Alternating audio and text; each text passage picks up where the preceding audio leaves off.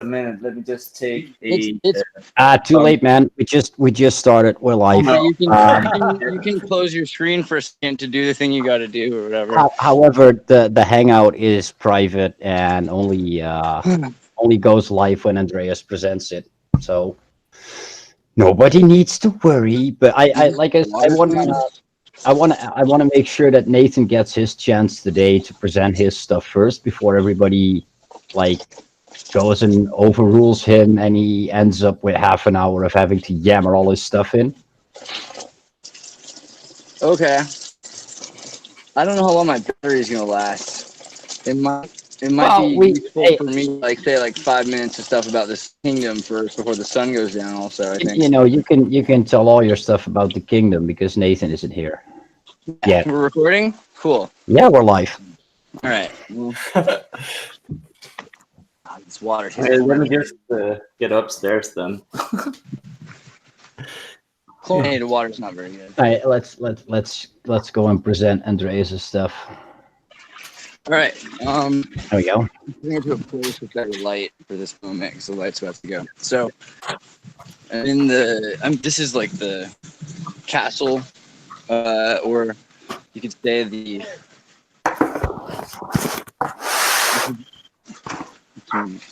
Here we go. The light will be better. There we go. All right. So I'm in this castle that was a Moorish castle used to siege against the Spanish. Had like 3 or 4 cultures that lived in the same spot for like 4,000 years ago. There's the Agaric culture, it sounds like now. And then there's some Celtic culture. And then there's another indigenous people here that lost that used to bury in tombs, which is one of the main reasons they know that they're here. But then it became buildings built on these giant stones. And then they put bricks on top of that. And you can even see, those are some of the original cornerstones. And those are the bricks. And this place was built, on top of a cistern. So there's like natural aquifers, water flow through here. And the whole place has water all the time. And you have to imagine this is kind of what Machu Picchu would have been like when water was flowing perfectly before the water supply cut off. But all the water meant that they could be sieged for years without a problem. Like they could just. That's funny. We've been discussing that in the Starfort chat earlier. Supplies of Starforts in war, and they seem to just have come from underground, which isn't all that strange considering we've been connecting them to tunnels and networks and all that kind of stuff. Yeah. Yeah, they do seem to have a lot of underground tunneling going on. But for what purpose they were for is unclear. One of our guys in Discord called Einar, he just showed me and Mike a Swedish book or a Swedish reference to a siege on a star fort wherein a Swedish king complained there that the star fort seemed to keep getting resupplied every morning. So the conclusion was that even though it was surrounded, that it got supplies, and that could only be by means of underground tunnels. So that was pretty interesting. That was in the 1500s, and it was a great star fort. I can't remember which one. But yeah, I'll look into that. I'll get that on the show. We'll find that So where out. are you right now, Andreas?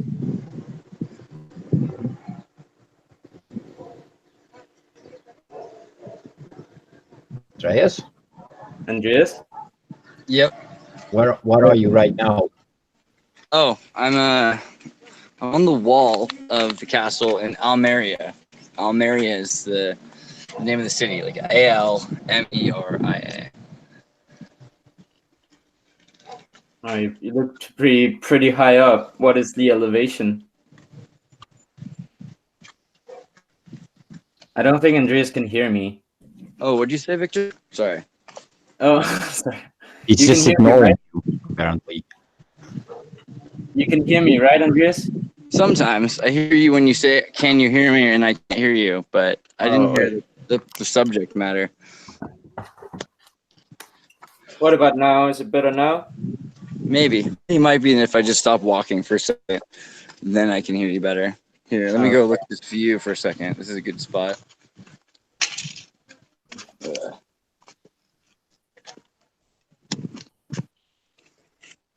Okay, go ahead. Say your piece. What were you asking?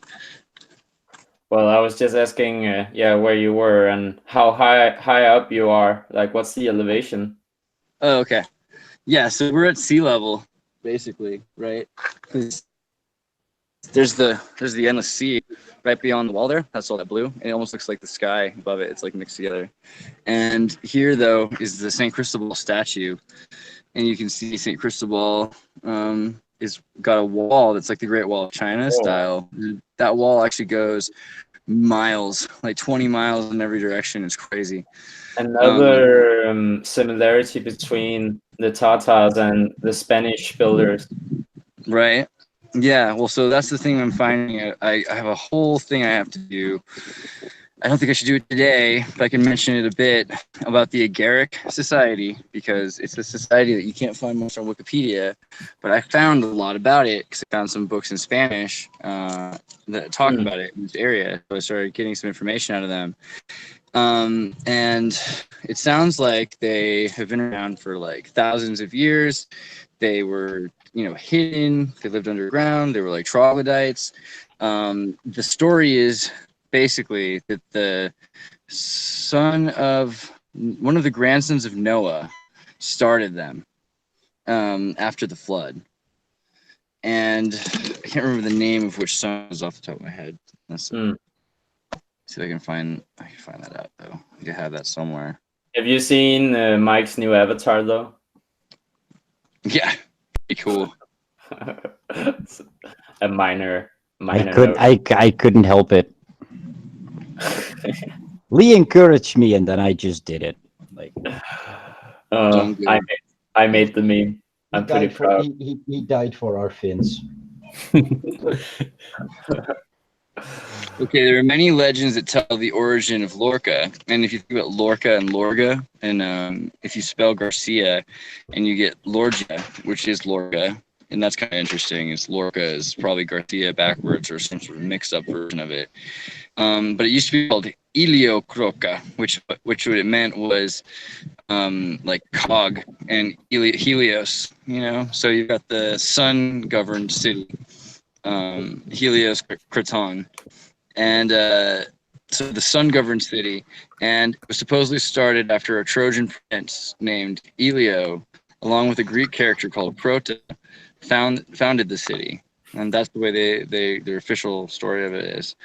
But according to Des Silva, in 1649, so that's an interesting year. And then Espinal wrote in 1778 that in the year 4018 of the creation of the world, a Trojan prince named Elio founded the city, and he called it Lorcia, and or Lorgia. So it was two L's, which would have been Georgia, right? So Georgia is the same as Lorca. If you just think about it, like two L's makes a J sound.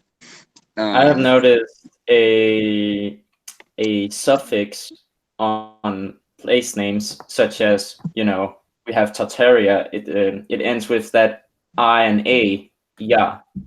So I think many places that are connected with Tartaria or Tartary have that ya ending, such as what BlackSheepResearcher has found out about Genoa and the Ligurians, right, Paul?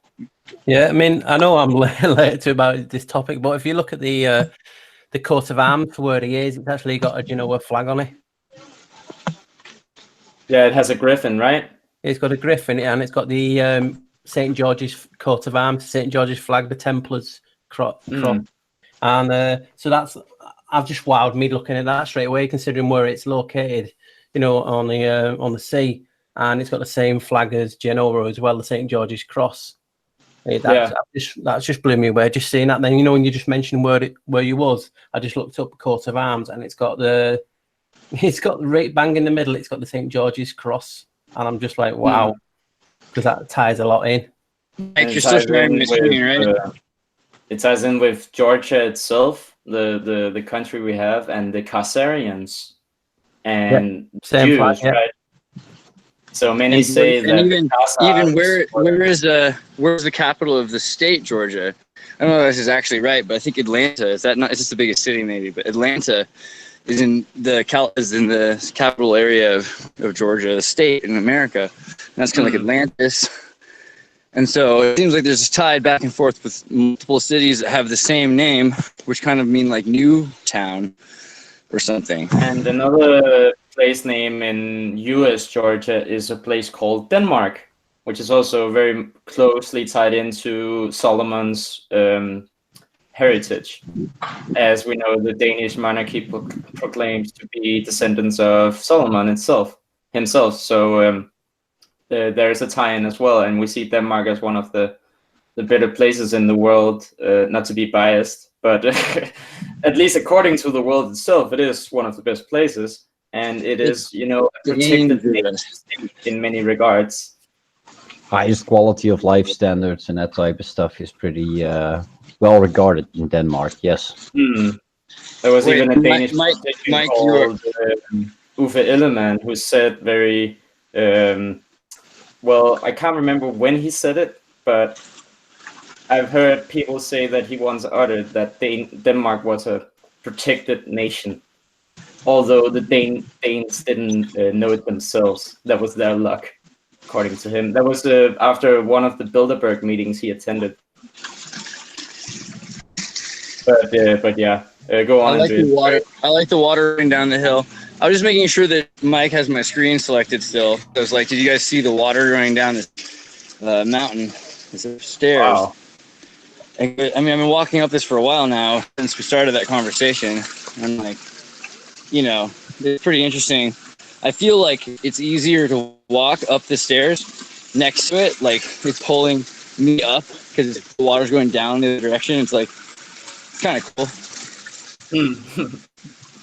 I like it. It's very, very cool feature.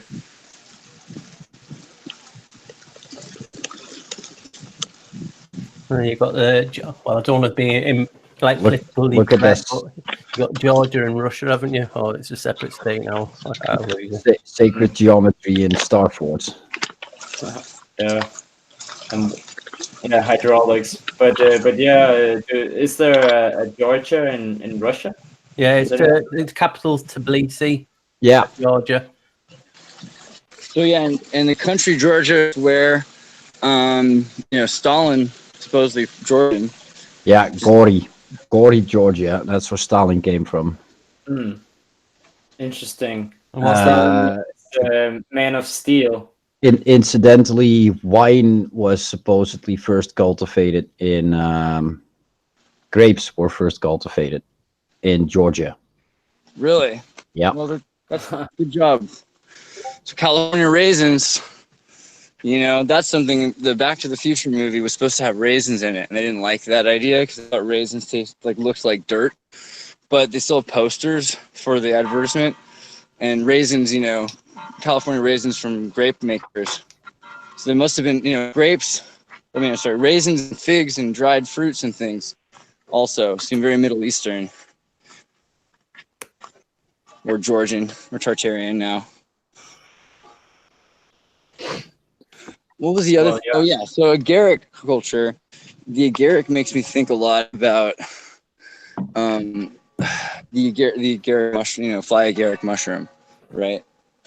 And so I kind of can't help but wonder if if they're related. And it looks like there's a very common kind of poisonous mushroom here that glows in the dark, and it's called I forget, but I have to look it up too. But there's a glow in the dark mushroom here that's related to the Agaric mushroom, and it has a bioluminescent strain, and they make the protein is called luciferin, which is kind of interesting. Well, it's interesting. That is very interesting, yeah. The Genoa connection. They had colonies in the Crimea. So I wonder if they had actually a colony in where Georgia is. Sounds about right.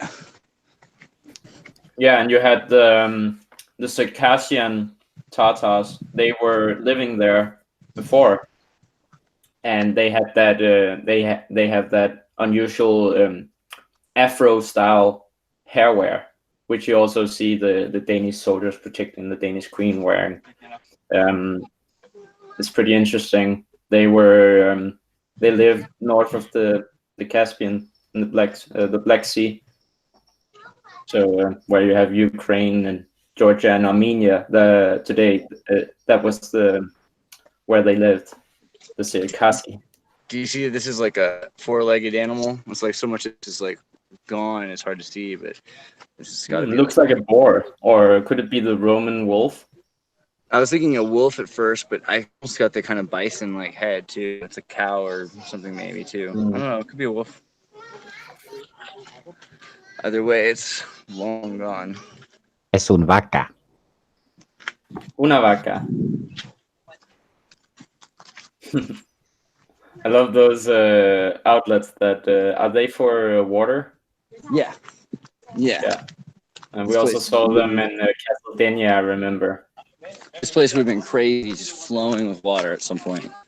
Just like constantly every direction. And it is now still. But yeah, all of these buildings would have had water that just poured down into fountains right there. Yeah.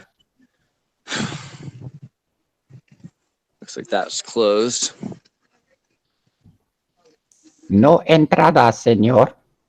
Well, you know what's funny is they don't charge you money to come here, so you get what you pay for, I guess. Yeah, I've just looked. Yeah, they had a colony in Georgia. I've just looked on my map. So they had one colony on the coast. So that's interesting. It is. Tying in the coat of arms. Who were the Ligurians? Or the Ligurians? Because that place name, or that name for Genoa, Liguria, there seems to be people connected with it called Ligurians. Yeah. I think they're the ancient ones. It would be that were there before. I can't remember. The tribe they came from. They were supposed to be quite advanced as well.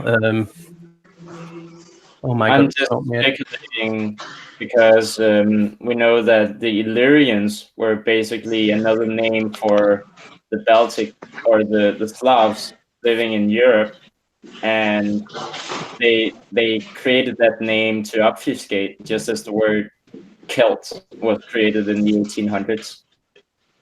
So I just wonder whether Ligurians was such a name to cover up for Tartarians, or maybe the Ligurians were, and I'm just speculating, the as you have put it, the maritime section or the navy part of the empire. Yeah, it's quite possible because it got me how, you know, when you've seen it in all evidence in all the films and things like that, when there is like a king of the kings, they've all got the same flag, so they must be under some sort of ruler. You know, one ruler to use the griffin as a flag. And I know I've speculated on it being like the celestial sphinx, which is creation. There would have to be one king, so he would have, say, for instance, the Genoese as the navy, the Huns as like the archers, the cavalry, and you know, and like that type of scenario. Yeah, I would agree. That would seem likely, and that there perhaps was a division between these two at some point, and it created it ended in war that the Tatars lost, perhaps. But yeah, we need so much more data on what really happened, and I actually have something to present in that regard this evening. You know, and have you ever wondered like why like certain people, you know, kingdoms like the Huns, like the Scots, the Europe type of thing, there must be a reason. I know the so-called reason they've given, you know, from mainstream science or whatever they give the reason now. But I wonder if it was because they come to the edge of the edge of the boundaries, and it was like, like the country there was ruled by Tartaria, and that fell under, they're both friends basically, so they stopped. They didn't go any further because I know they had the Mongol Huns, and then you had the European Huns, and it was all separate like that. But it just seems strange that they just stopped where they did. You know what I mean? It always intrigued me that was there a reason. Yeah, and there seems to be a lot going on in the northern part of Siberia. Some people are speculating whether there might be some more land up there, and our maps are misrepresenting the most northern parts of Siberia. If there is indeed more land up there, it could be that there still are parts of the last of the Tatar Empire still alive. If there is indeed more land, that could be some of the things that they are hiding. Imagine that a land of people who actually know the real history actually existed. That would be extremely dangerous to have us find out about and have us connect with them. But again, just pure speculation on my part. I mean, was it a year ago or 2 years ago? Before this, like Tatra, like gained momentum and it come out and it's like huge as it is. I remember seeing a map. It was from like a Russian folk tale, and it had a king on the throne. It was, and he had a map behind his head, and he said it was a magical kingdom to the north of Russia, and I just cannot find it ever since. You know what I mean? It just really gets me. And that's just like what you just said then about somewhere like north of Siberia. Yeah, well, there is the land of Schlaraffenland, or the land of cocaine, supposedly out there somewhere up in the north. I think perhaps. I have that map. Let's see if I can find that. There's star forts on it. The official story is that it was one of Mercator's students or proteges, and a few others who created the map. Either it was in Germany or in Denmark it was created, but there were both Germans and Danish cartographers involved with it, and they all knew Mercator. And Mercator, we know, created the very important and famous Mercator projection, wherein you can see those 4 islands with the 4 rivers and the magnetic hole. Yeah. He got them off, was it a Welsh or Irish monk who was travelling? He didn't actually leave where he was from, Mercator. That always intrigued me, that he got the information for what was classed as Mount Meru from a monk. Mm-hmm. And also monks are responsible for creating the new English language as we know it today. So monks are intriguing. But yeah, this land of Schlaraffenland or cocaine could be like a place which is not the North Pole, but close to it perhaps. And on the old map, it seems to be that to the south of this land is on the map it's called Tartaria, and to the north of the land is called the Holy Land. So that could perhaps be the North Pole. But people are treating it as if it is a joke map, because some of the words on the map are pretty funny when you translate them. They don't make too much sense. They seem to be a fairy tale when you translate them. But yet again, on the map, you have names that are recognizable, such as Lucifer and Satan and Beelzebub. So are cities on to the south of this land in Tartarus, which is pretty interesting. And there are star forts in this unknown land, and it has many cities, star cities, and rivers. And what purpose? It really seemed as if they were not joking. They were trying to sell it as if this was a real thing, because the map reads an accurate description of Schlaraffenland. So I don't know if you make accurate hoaxes, what does that mean? But the word accurate seems to imply for me that they seem to be describing some. They if you make something accurately to something they have seen, perhaps, but it is no one knows anything about it. Martin Liedtke made a video about it 2 years ago. I can't remember what he concluded, but no one knows. So it's like Friesland. We can see it on the maps, and we can see when it disappeared. Yeah. But no one knows anything. That's when I did that, the High Brazil video, and obviously that mentions the Friesland there as well. And what was just so interesting and what intrigued me more about the High Brazil myth, about like a king of kings that lived there, strange enough sounded like Arthurian type of king. The monks on that island controlled the knowledge for the world. That was the Celtic myth. And it was a Genoese who found the island first, according to history, which exploded in my mind. And then to find out that another Genoese found North America first, according to mainstream. And then obviously Christopher Columbus was from Genoa. It was just strange. Well, according to some, he was from Genoa, but according to Manly P. Hall, there are sources supporting he was Portuguese or from Barcelona, a Barcelonian royalty. But it's the funny thing is that he may even not exist. So he may be a ghost figure of history. So there's no point in chasing him, because if no sources are out there, we're probably not going to find them anytime soon. Well, a couple thoughts. One, you're talking about lands that are in the north that still have the people.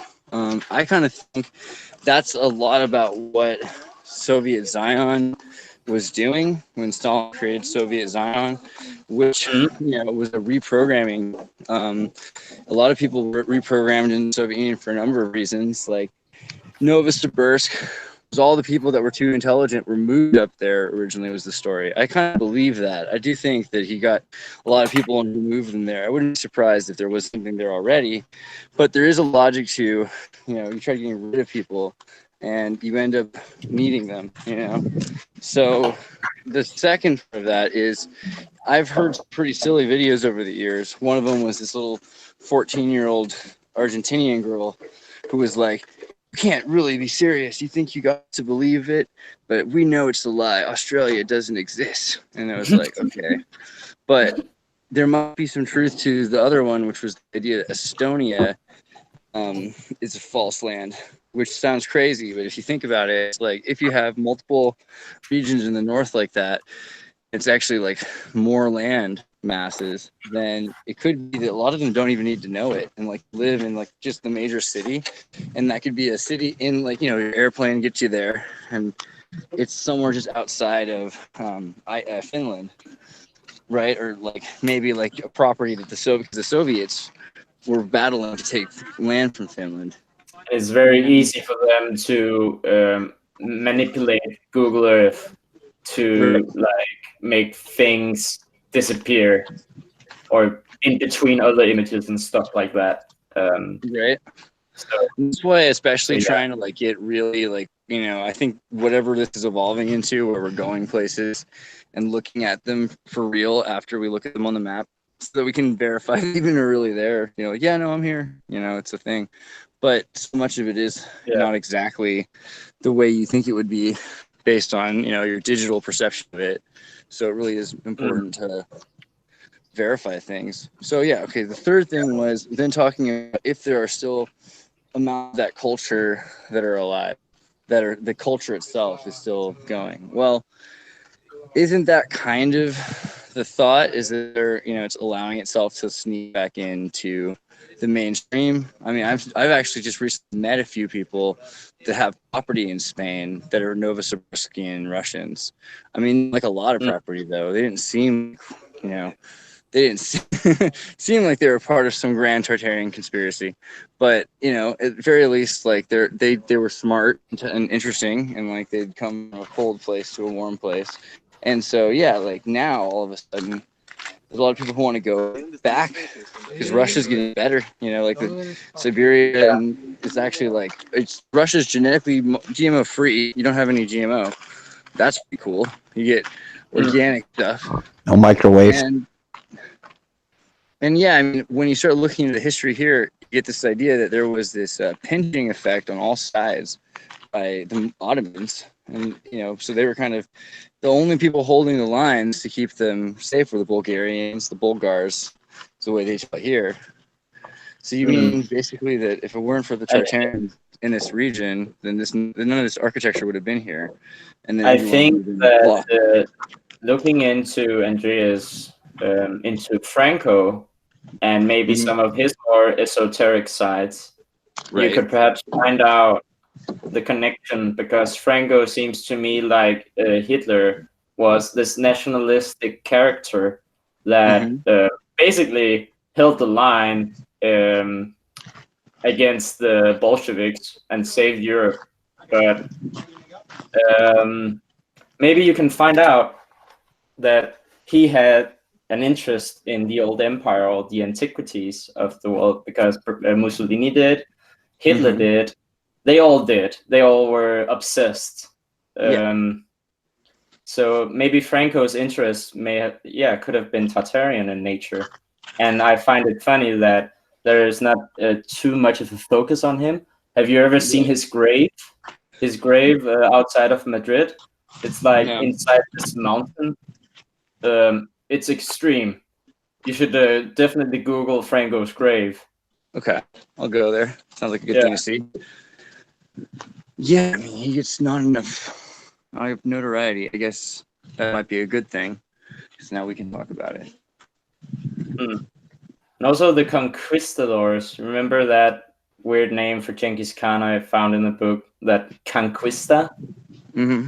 Those helmets, I found a Spanish war helmet from a conquistador, and it was a helmet with a dragon on it.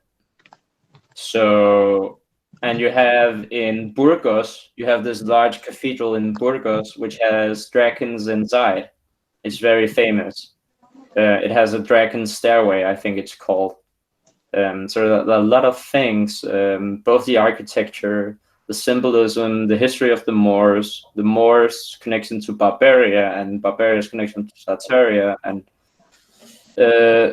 previous Muslim territories in Russia and stuff like that, that just connects the theme of Tartary to Spain and Russia. Like, it's weird.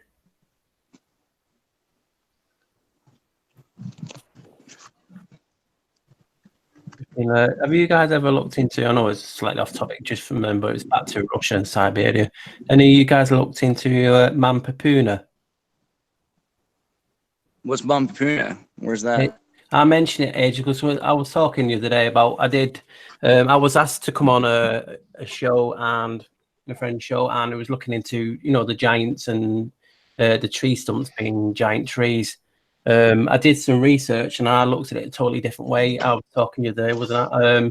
How I found a rare crystal called moissanite at all these locations. That is so rare, they have to make it in a lab today. And so instead of looking for tree stumps, I looked for rare crystal. And this rare crystal, everywhere this rare crystal was, there was standalone tree stumps in all of these locations that you would think was a tree stump. You know what I mean? No, like, whoa, that looks like a mountain or anything. And Mampapuna is in Siberia, and it's 7 pillars. And the myths are they were stone giants. That's what the natives, and the natives around there were like a shamanic type of culture. It sounds a bit like Scythia in its base, you know what I mean? Magic and different things. And it's a beautiful place. You only have to type it and you can see the stone pillars. It looks straight like out. How do you spell that out, Paul? All right, I'll spell it out. I think I saw a picture of those pillars this morning.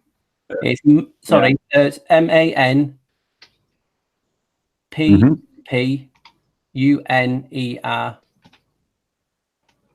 it's Mampapuna. That was pretty interesting. And in that region, you've just got so much like pillars like this, like it's just crazy. around that area of Siberia, how the megaliths, there's just so many of them. It's interesting why they look like Celtic ruins or Celtic monuments, right? Yeah. I mean, you got the Lena pillars as well, which are quite similar, but more like spiky on the coast. It just really, it seems to me like a place where if whatever the Tatarians were, giants, etc., not emigrated or pushed back, and that was like the last remnants or something like that. Where the, you know, I mean, it seems that type of place, and that would correlate with you saying about there was a secret place in, you know, North Russia, Siberia, and that just got me thinking about this place with the giants.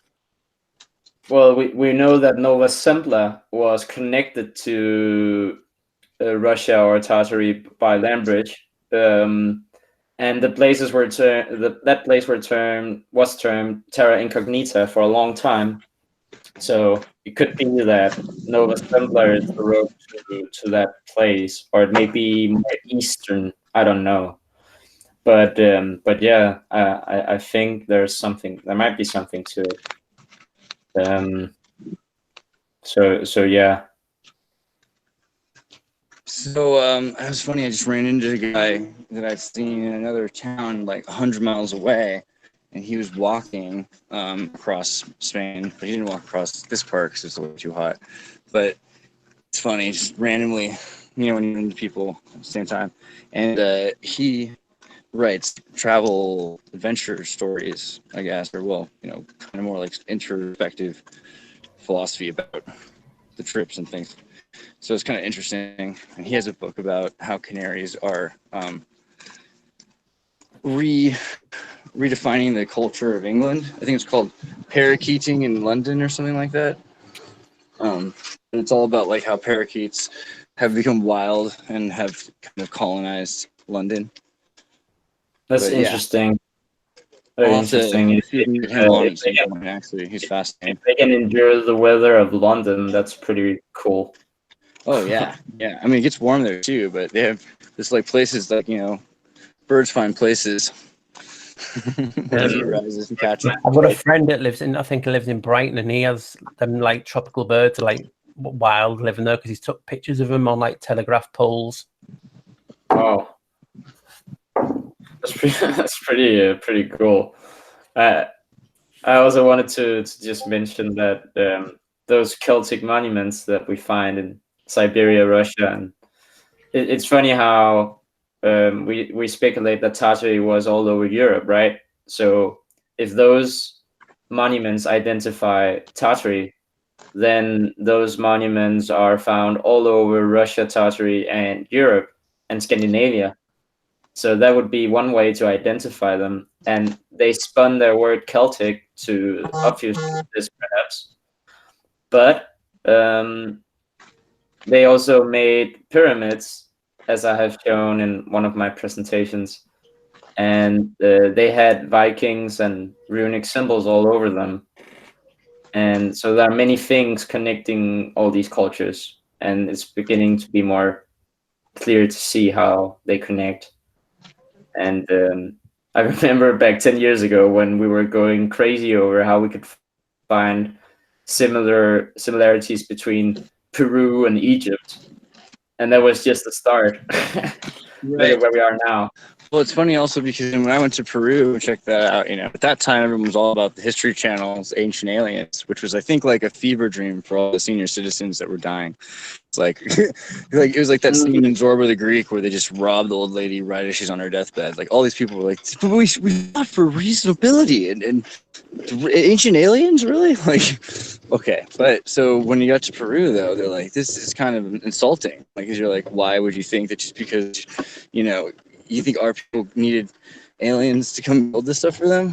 But then you look into their myths, and their myths are like Machu Picchu was a giant eagle, you know, like a dragon. So they built like a whole system around it, and then water would flow, and then eventually it was taken out, and then they built on top of that, and then they started sacrificing kids, and everybody died, you know. but there is like a weird correlation there, right? Like that's literally the same story. The sacrificing kids part, even, you know, to That was just that all the pagans did the same thing. They had the same. It was the biggest rage in the Age of Taurus. Yeah. Well, It's funny how just because it's fashionable. they like to say pagan mean, you know, of the land. So they were land dwellers, they were farmers. People like to paint a picture of them being these like natural fixated people, not building ships and wood houses in the forests, and perhaps like the Mongols living as nomads. But what if there was a distinct pagan empire rivaling the Romans? Because the funny thing about the dolmens and the Celtic monuments is that a guy called Inigo Jones in the 1700s, I think, claimed that Stonehenge was a Roman monument or a Roman building, temple, sorry. It was a Roman temple. And after he died, the Royal Society attacked him, like ad-homed him, like totally.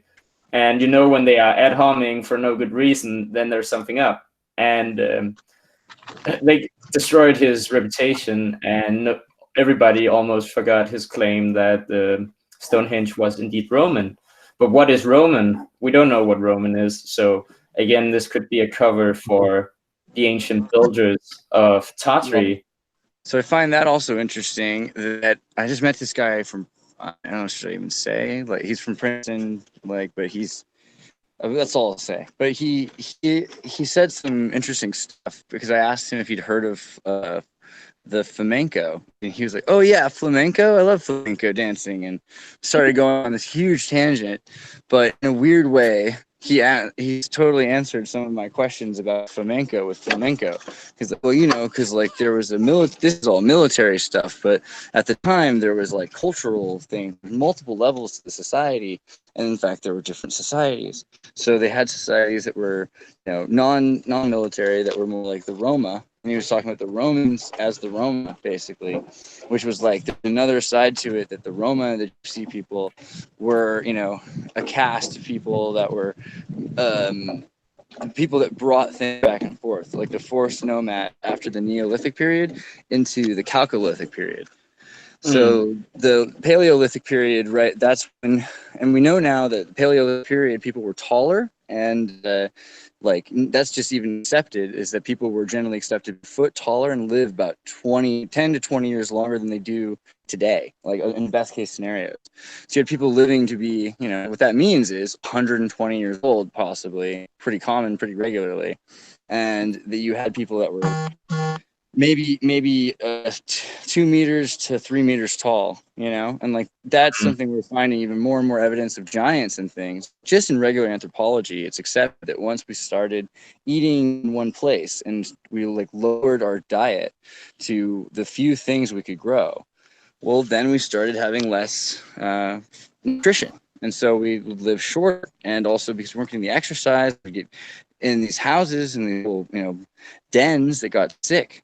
And so people were getting less healthy. So that's kind of the original story about. It's very interesting that they are claiming that now. But don't you think that just as you get plants to grow exponentially larger by electricity or by the means of electricity, don't you think that it is electrical in nature the reason as to why we diminished in size? I think it's a little bit of both. I think that the thing is that after a major disaster or catastrophe, there really genuinely was a Flintstones. Like after the Jetsons, there was a Flintstones period, you know? And like that, they didn't know what to do. And so they ended up hoarding their heavy stuff that they couldn't move around. And eventually, like they started getting sick. But yes, also without a doubt, you go to places where they like hydroelectric water power plants are, you know, and you'll find that their produce and agriculture there are incredible. You'll have carrots the size of footballs, you know, crazy. And, you know, yeah, electricity manipulated in certain ways will cause vegetables and fruits and all certain plants to grow much larger. If the water is naturally, we would catch electricity with the alternating current generator the water flows through. If the water is flowing over these rocks with quartz and crystals and everything like that, it's actually getting supercharged in and of itself. So you have water that's storing up energy itself. It's getting way healthier. Plus, it's doing that to minerals, right? I mentioned about crystals because when I was doing research on crystals, there is a project where they're using crystals to grow vegetables quicker and bigger. Yeah, so microcrystals in the mineral, the soil, getting picked up and broken up into the water, and then the water is like a fluidic battery that's flowing. You know, I mean, it's one of many things that helps make nature better. We have Lee here now. Hey, Lee. Hey, what's up? He's muted. Oh yeah, I think he tried. We didn't quite hear you. Oh, really? Yeah. I'm just eating, so. Oh, no problem. No problem. No, it's cool. I mean, this is all for you. So I hope you enjoy this. I'm doing kind of experimentation, mixing together like a live tour with questions and comments while we do it. Also talking about random other stuff as well. You know, everything. And actually Nathan's coming on because he's got a lot of new stuff to share. Yeah. Okay, well, I guess let's talk a second about the Chalcolithic period. So I found that there's probably room for a secondary center period where they've been pounding down those metals from a more advanced period that they've lost recently. And that's the Copper Age, right? So it's like actually pre-Bronze Age, you know? The Bronze Age happens because of the Chalcolithic area. But the Chalcolithic period would have been, you know, pure metals, and it would have been used for, you know, making alloys, and then it would have become the Bronze period. But where would they get these pure metals, like pure copper? How do they understand how to pound it? And the thing is, they don't have answers for that. You know, they don't want to admit that the only way, they will say, the only way we know how to do it is the way we do it today. That's their answer. Yeah, but it's also a great it's a great answer. It's the only answer there is. It seems to be the only answer we're finding. And in the old books, they are always looking back, trying to re-engineer stuff. And all the ufologists researching Nazi UFO space tech and such, they will tell you all sorts of tales about how you re-engineer stuff. So it's always like people are finding and salvaging stuff and re-engineering it. And it's it seems to me that the whole 1800s, they had most of the technologies that came out there already. They knew about them in advance and controlled their release to the public in successive steps as to gain monopolies and control. And we all get this. But yeah.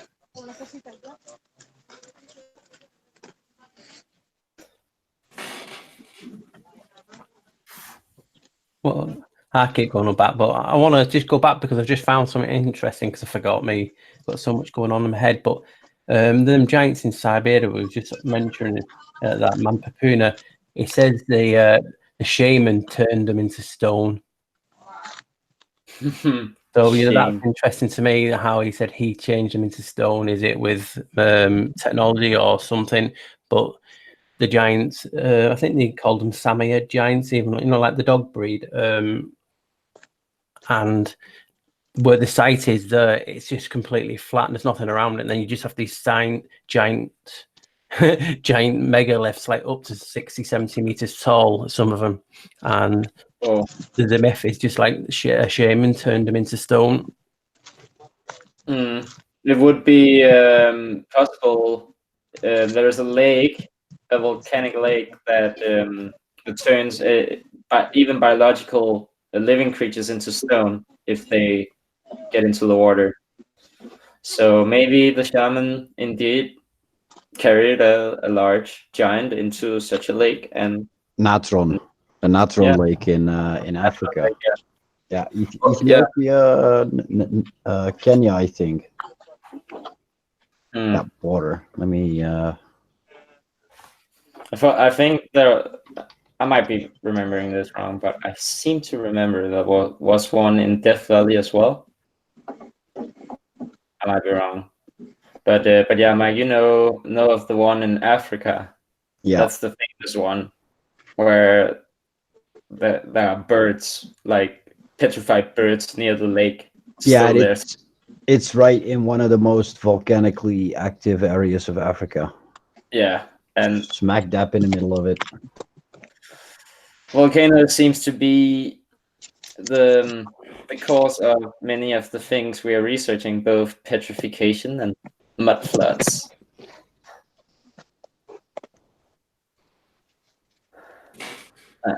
I actually wanted to present something. If you remember, I showed you that mud eruption on the island of Taman in 1791. Mm-hmm. And I found a book discussing it. Give it 10 minutes. Nathan should be in then. Okay, because I want, yeah. So I'll just screen share because I have it ready. So let me know when you can see the map. Yeah. Okay, so this I ended my take on last time. This is the representation of the eruption of mud, accompanied by fire, which began in the 27th of February, 1791, on the hill Kukuora in the island of Taman. This island does not exist anymore. It turned into a peninsula in the Crimea after this mud eruption, and it was huge. It was like massive, and this fire from the heavens is pretty cool. It's unexplained what it is, but it seems electrical. It seems to be a plasma arcing event, and it's activating mud volcanoes. And this was I said I would find a better quality image last time, but I couldn't relocate this, or no, I couldn't find it in my link, so I'm pretty gutted that I cannot find it.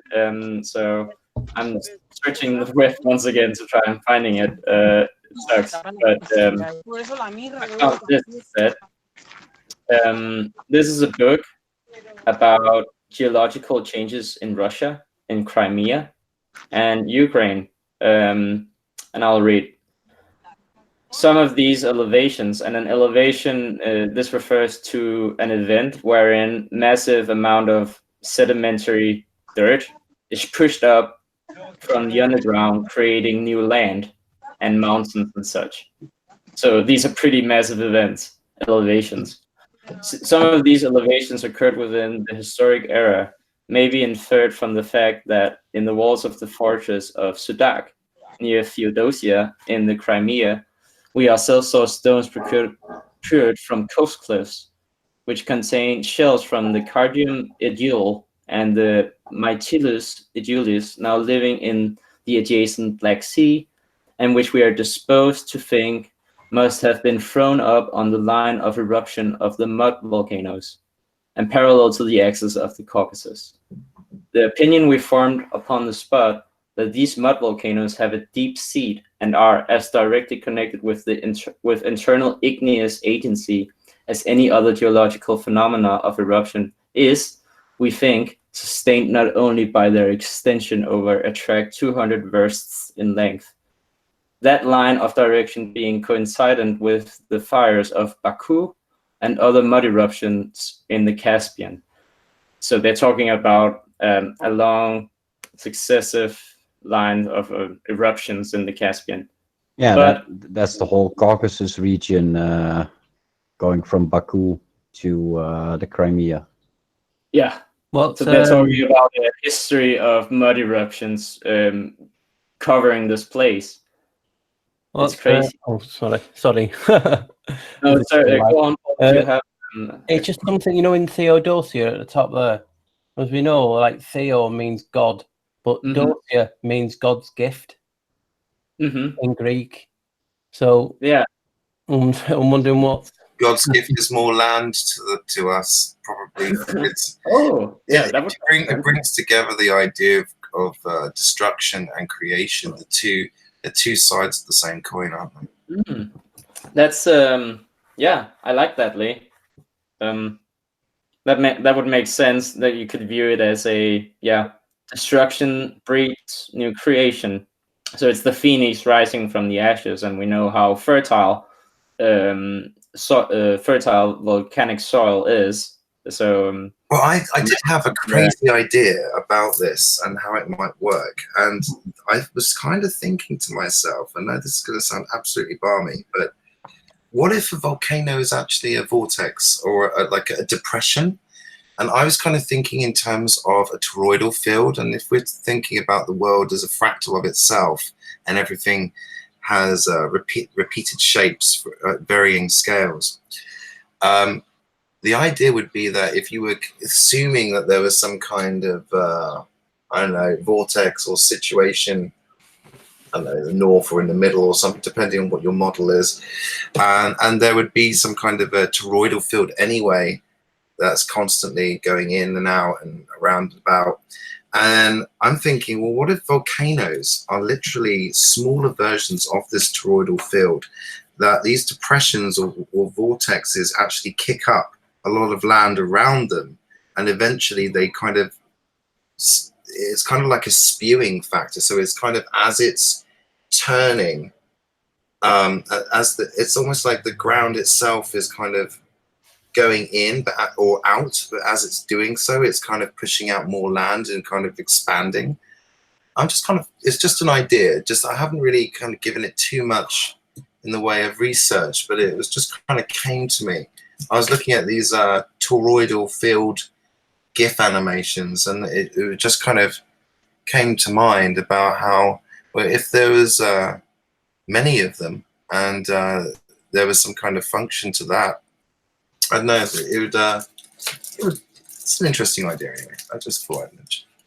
Well, a way to check that, I would think, is to look for perhaps cloud busting properties of volcanoes.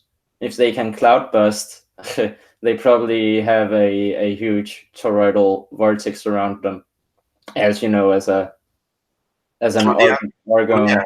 Yeah, the atmosphere around volcanoes tends to be very changeable anyway, obviously because of the heat. Yes. And even after the initial explosion, it's never the same. So it's obviously some kind of electromagnetic properties happening as well. Mm-hmm. I mean, all kinds of volcanicity is extremely mysterious, and basalt formation, as people say, are from either petrified giants or tree stumps. I'm not disputing that there might be petrified tree stumps and giants out there, but basalt formation seems to, or is very clearly defined in volcanic literature as being an effect of volcanicity. And you can see where lava flows once were. Basalt columns are formed, and in many different directions. I don't know. It is still very mysterious to me how they are formed and how they get this hexagonal shape sometimes. But it seems to be electrical as always. But I wanted to just finish this. I was here. They're talking about how these mud events, by the occurrence of fragments of limestone and shale, unlike any portions of surrounding strata, which they have ejected with their mud and scoriae. So they spew up limestone and shale. So entire mountains made of limestone are formed by some of these events. And they spew up seashells. So that's why some of that could be indeed a very good explanation for why we find seashells and sea life fossils on the top of mountains, right? Underground seas. They form mountains. Underground seas as well. And look at this, just the logic. These events form mountains of limestone. Mountains today have seashells in them. These eruptions also spew up seashells. So this is indeed a very, very likely explanation. And it also explains mud flood. So a lot of things are explained by these mud volcanoes. And I just wonder whether these events happened in Europe as well. They're very clearly defined to have a rich history in the geology of geological research in Russia and about Russia. So I will look for these mud eruptions elsewhere. The book further reads, a few centuries only have elapsed since northern Russia was a dense virgin forest. This is in 1840. Is in the 1840s. So they're talking about a few centuries ago. So in the 1600s, Russia was a dense virgin forest with vast intervening marshes and lakes, but now her gigantic pine trees are filled, lakes and marshes are drained, and the culture of corn is extended to the latitude of the White Sea. So gigantic pine trees. That is not a way I would describe Russia or Siberia today, because we know that in Siberia all the trees are no more than 200 years old, which have been a great argument for mud flood. Hey, well, there's still a little bit of sun left. Mike, can you show this wall really quickly? I wanted to show this mud flood wall. It looks like it's completely deteriorated, and they've found another part of it inside of it. The sun's about to set, so that's why I was thinking. I don't know how well you can see that. It probably will load better on the YouTube itself, but there's a bunch of bricks right here, and there's like a prison-like tube that's at the edge of the castle. Oh, there's a Moro. All right, that's all I wanted to show because I think the sun's going down now. So don't worry about that. Looks cool though. But yeah, I'll just. Hey Nathan, you're getting right into it. I'm talking about the mud volcano eruptions in Russia, as I've sent you. Good stuff. Yeah. Hi guys. How's it going, buddy? Good. I'm late. It's beautiful where you're at. Yeah, I just been walking around this crazy castle that's this is the sunset, so and we should probably, if we have a minute to focus on the sunset, it's pretty beautiful because the sun's coming down right here, and then the way this place works is it's built on a reservoir. You can probably just see it really quick if I run over there before it's late. Hold on. So this is like if they were sieged for like 5 Run, Andreas, run. So here's the sea. See that square rock dock that they've got? And then there's an entire set of tunnels. And the tunnels are like really ancient, which is true. And this whole mountain, as we were talking about the trees, like they're saying this was ancient, like this used to be a huge forest before it was so hot, which is probably the Atlantis time of Tartessus, which is the books in the 1590s said. And there's a great wall that goes from there all the way along the city, and then goes down through the city, and comes up, and then comes to this wall, and keeps going along this, which is part of this Great Wall of China, and then that keeps going all the way out, and then that goes all the way beyond that building to another. Let's see if I can get over there real quick. Run, Andreas. Well, I can make it. I know you can make it, buddy. But yeah, so there's these crazy church buildings. One second.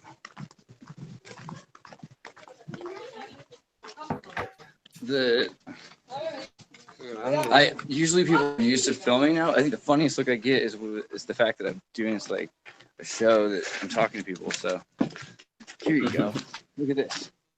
See this right here goes down, and then this wall goes like out, and here's their center spot, right?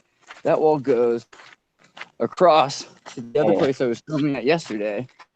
Can we quite get there? You quite see through there? Uh-oh, not quite.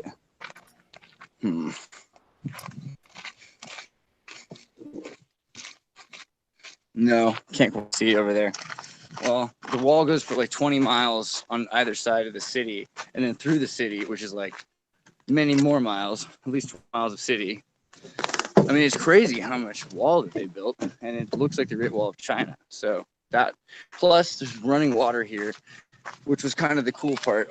So all the water was running, so even today it has running water, but there's parts of it's not nearly as running as it used to be. But they have all these nice castles and everything had flowing water. And once you get over to the center where there still is running water, it's a trip because it goes downhill, which then generates energy. Like they pump water up to the very top of this castle, and then it slowly goes downhill. And then as it goes these stair levels, and each time it falls, it's gaining momentum. So then it gets to the bottom, and then it can make more electricity under a mill. And so I've been thinking a lot about Don Quixote, because Don Quixote is a Spanish story. It's all about a guy in Spain who is chasing windmills, thinks they're dragons. I mean, I'm starting to think there's something to it. That sounds crazy. First, got to break the fourth wall. Security guard here is awesome. Nice guy. Smells of axe. Huh. Okay, yeah. Over here, so you can see the water system right here. But yeah, more about stuff you want to say. I was just trying to share some video while I still had light, because I figured we should record that while you guys talk about stuff while I've got it. It's kind of interesting to be on location while we're talking. Yeah, it's beautiful. No, I dig it. I'm jealous. Be here digitally. Imagine, Oh, that looks like a Shiva imagine how Lingam. hot it is right now. It's too hot. Andreas, can you film that fountain? Just a second. I'm doing it. I'm just flipping the camera around.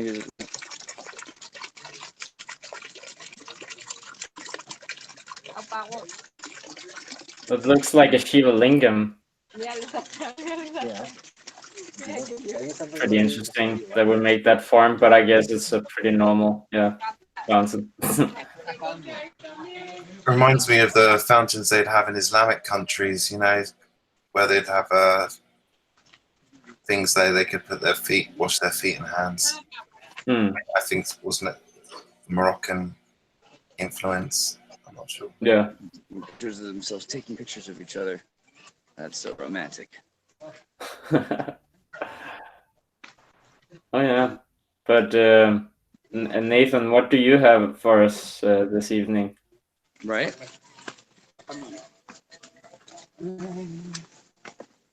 Nathan? He's muted, so... I'm here, sorry. Oh, okay. Oh, there he is. I just wanted to ask you what you have for us this evening. I'm curious. Well,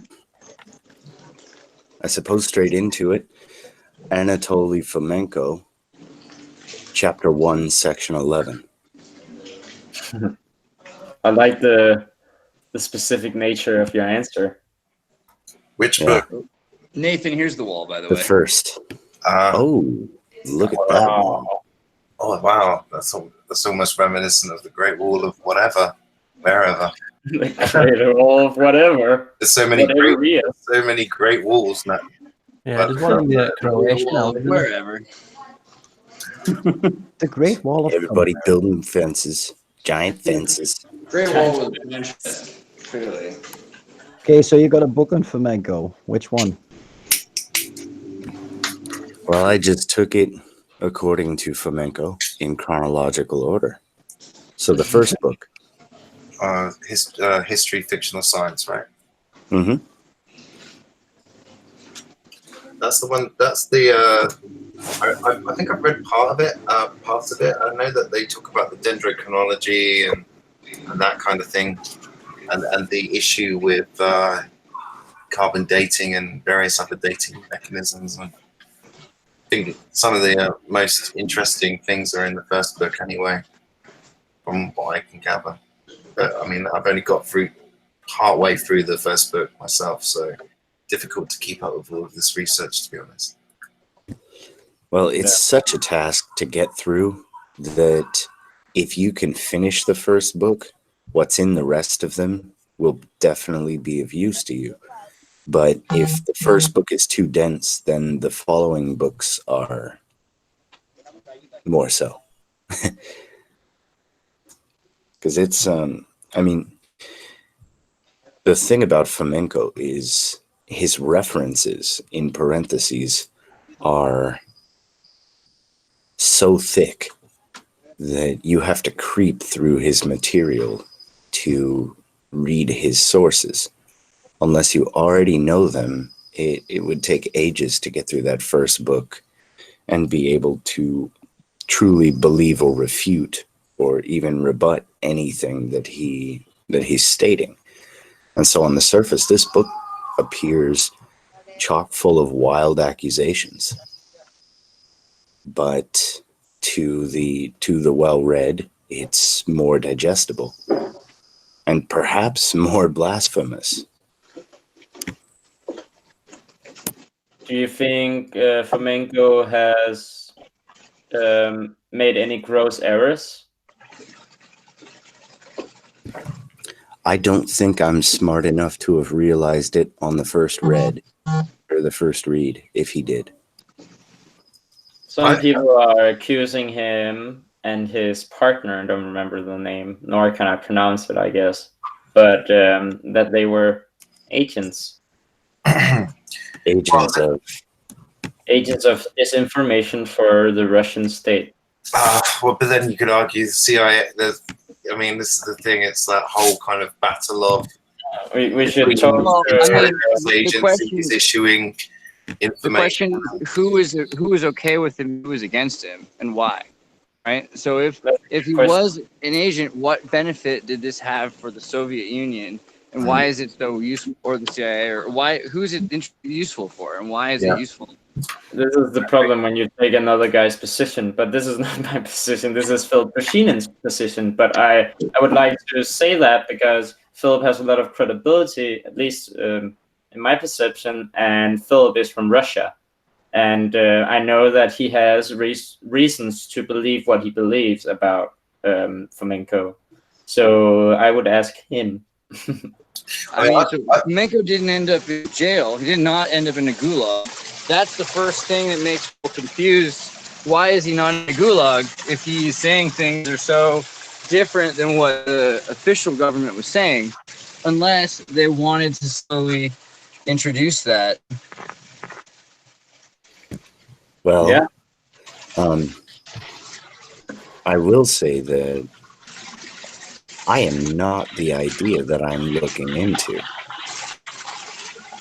no matter what. And neither is Philip the idea that he is refuting. So that should have no bearing on our conversation. I dig through a person's work and I look for merit and I look for the lie. But I've just found Fomenko.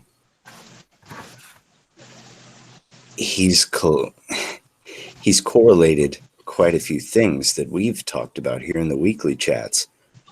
Mike, how long would it take to walk to Jerusalem if it was in Moscow? I don't know, long. 40 years? I'm not sure if it take 40 years, right? But I can give you a distance. If you imagine a caravan or like that's definitely. Now, what if you were walking? What if you were walking from Italy? That'd be about the same distance. All right. This is the first bit of correlation that I've run into that has struck me because they're the points that we've gone over before. Don't fall, Andreas. They're points that we've gone over before, but we have a man who over years has done all of the same type of homework we're doing with another goal in mind. So why does his work run in such great parallel to ours? In Chapter 1, Section 11, Fomenko equates God with a volcano and gives numerous references, and I mean on the order of dozens of references of volcanism in the Bible. And not just the Bible, in the Bibles, plural. And so, according to him, it's not as if these tales are fake. It's as if we have been looking at these tales as if they occurred in one place when truly they may have occurred in another. And this is what we've been touching on for a while. Andreas, your old videos were the first thing that turned me on to the Great Shuffle. The Uyghurs and the other peoples, the Portugal invasion in South America, the take your slaves, make your slaves fight in the army, take new slaves, make them conquer their neighbors, things like this. And so it would only make sense that everything is exactly not where we have been told it is. And so flamenco has been very deep on this point. And so I would find that cause enough for me to look as deep as I can into his claims. Okay. I will buy that any day, my good sir. I mean, this water system is so weird, though, right? You know, oh yeah, I don't know if I got so far away now. There's a volcano right next to this place. That's the other thing. Volcano, and then there's mineral water that flows underneath the siege fort. And water flows down this thing, and then you walk up it, and it feels like easier to go up the hill, I swear, as the water goes down. I don't know if there's some sort of a polarity there, but it seems like it's real.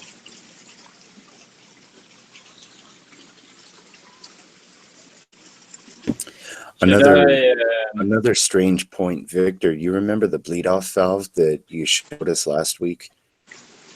The fire in the mountain sealed with bitumen. Right. Yeah. Yeah. So how early is this, and how early have we been siphoning oil from the earth? Because that's just a bleed-off valve in the oil process. I think that we have done this for a long time. One of the reasons I think so is Kircher's Mundus Subterraneus and the underground canals everywhere on the earth. And also I have a few other siphoning pictures and references from the books in the 1800s.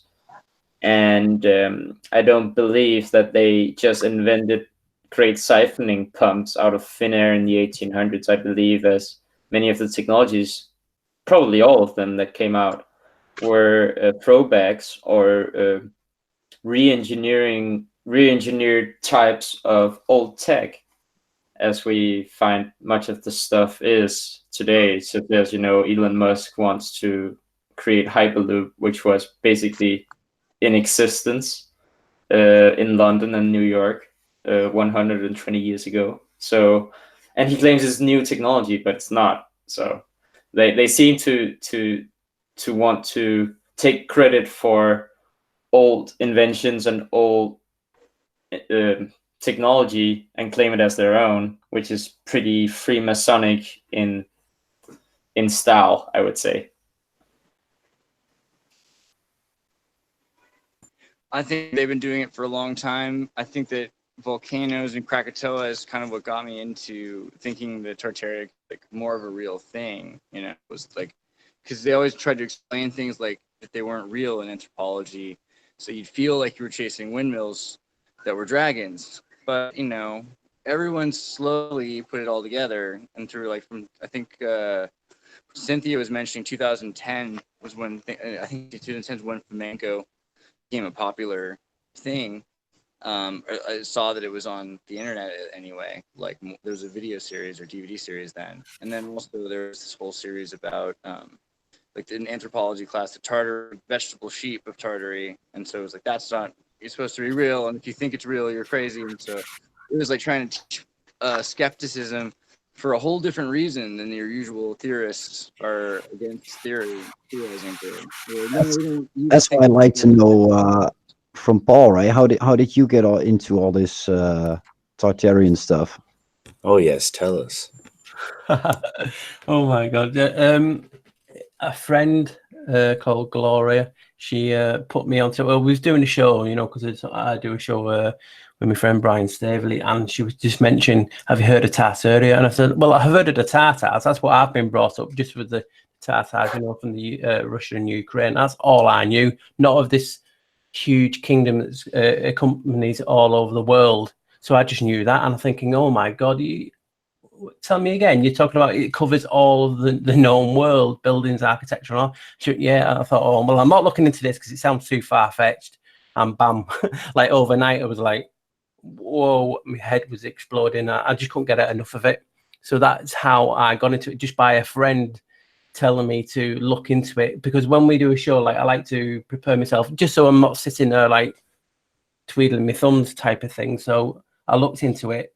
And I was like, I was just blown away because I was seeing it everywhere. I've looked into maps all my life, and for some reason, this Tartary now it's everywhere on maps. And then when more and more looked into it, and the excuse was, well, that's what we call everywhere. That's not being mapped. We call it Tartary or Tartary. And I thought that's a bit lame. That if you're mapping a place and you're naming rivers, little villages, but you don't know the actual physical location, you just call it Tartary. That was a bit weak.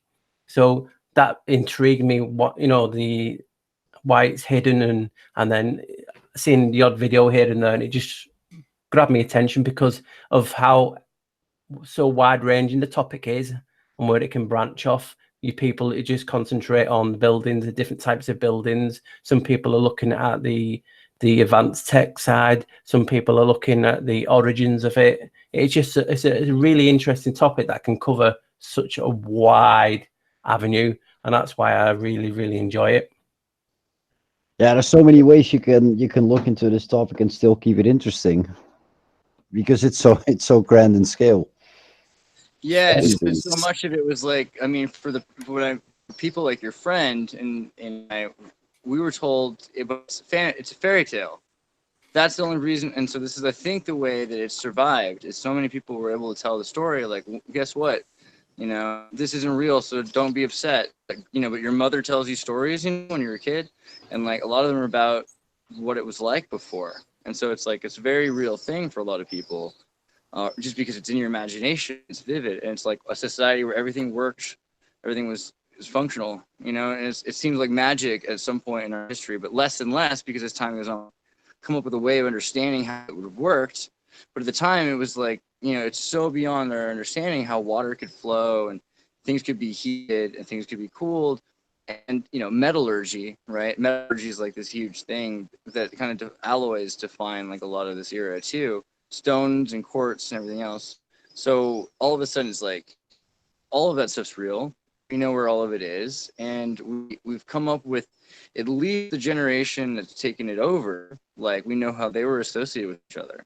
So there's all these layers, you know, and then there's like these clubs, and there's a point when there's like a broad alliance of people all from different areas of this, you know, place, and then they just destroy it. And then afterwards, it doesn't take more than a generation for people to kind of forget what it really was, you know?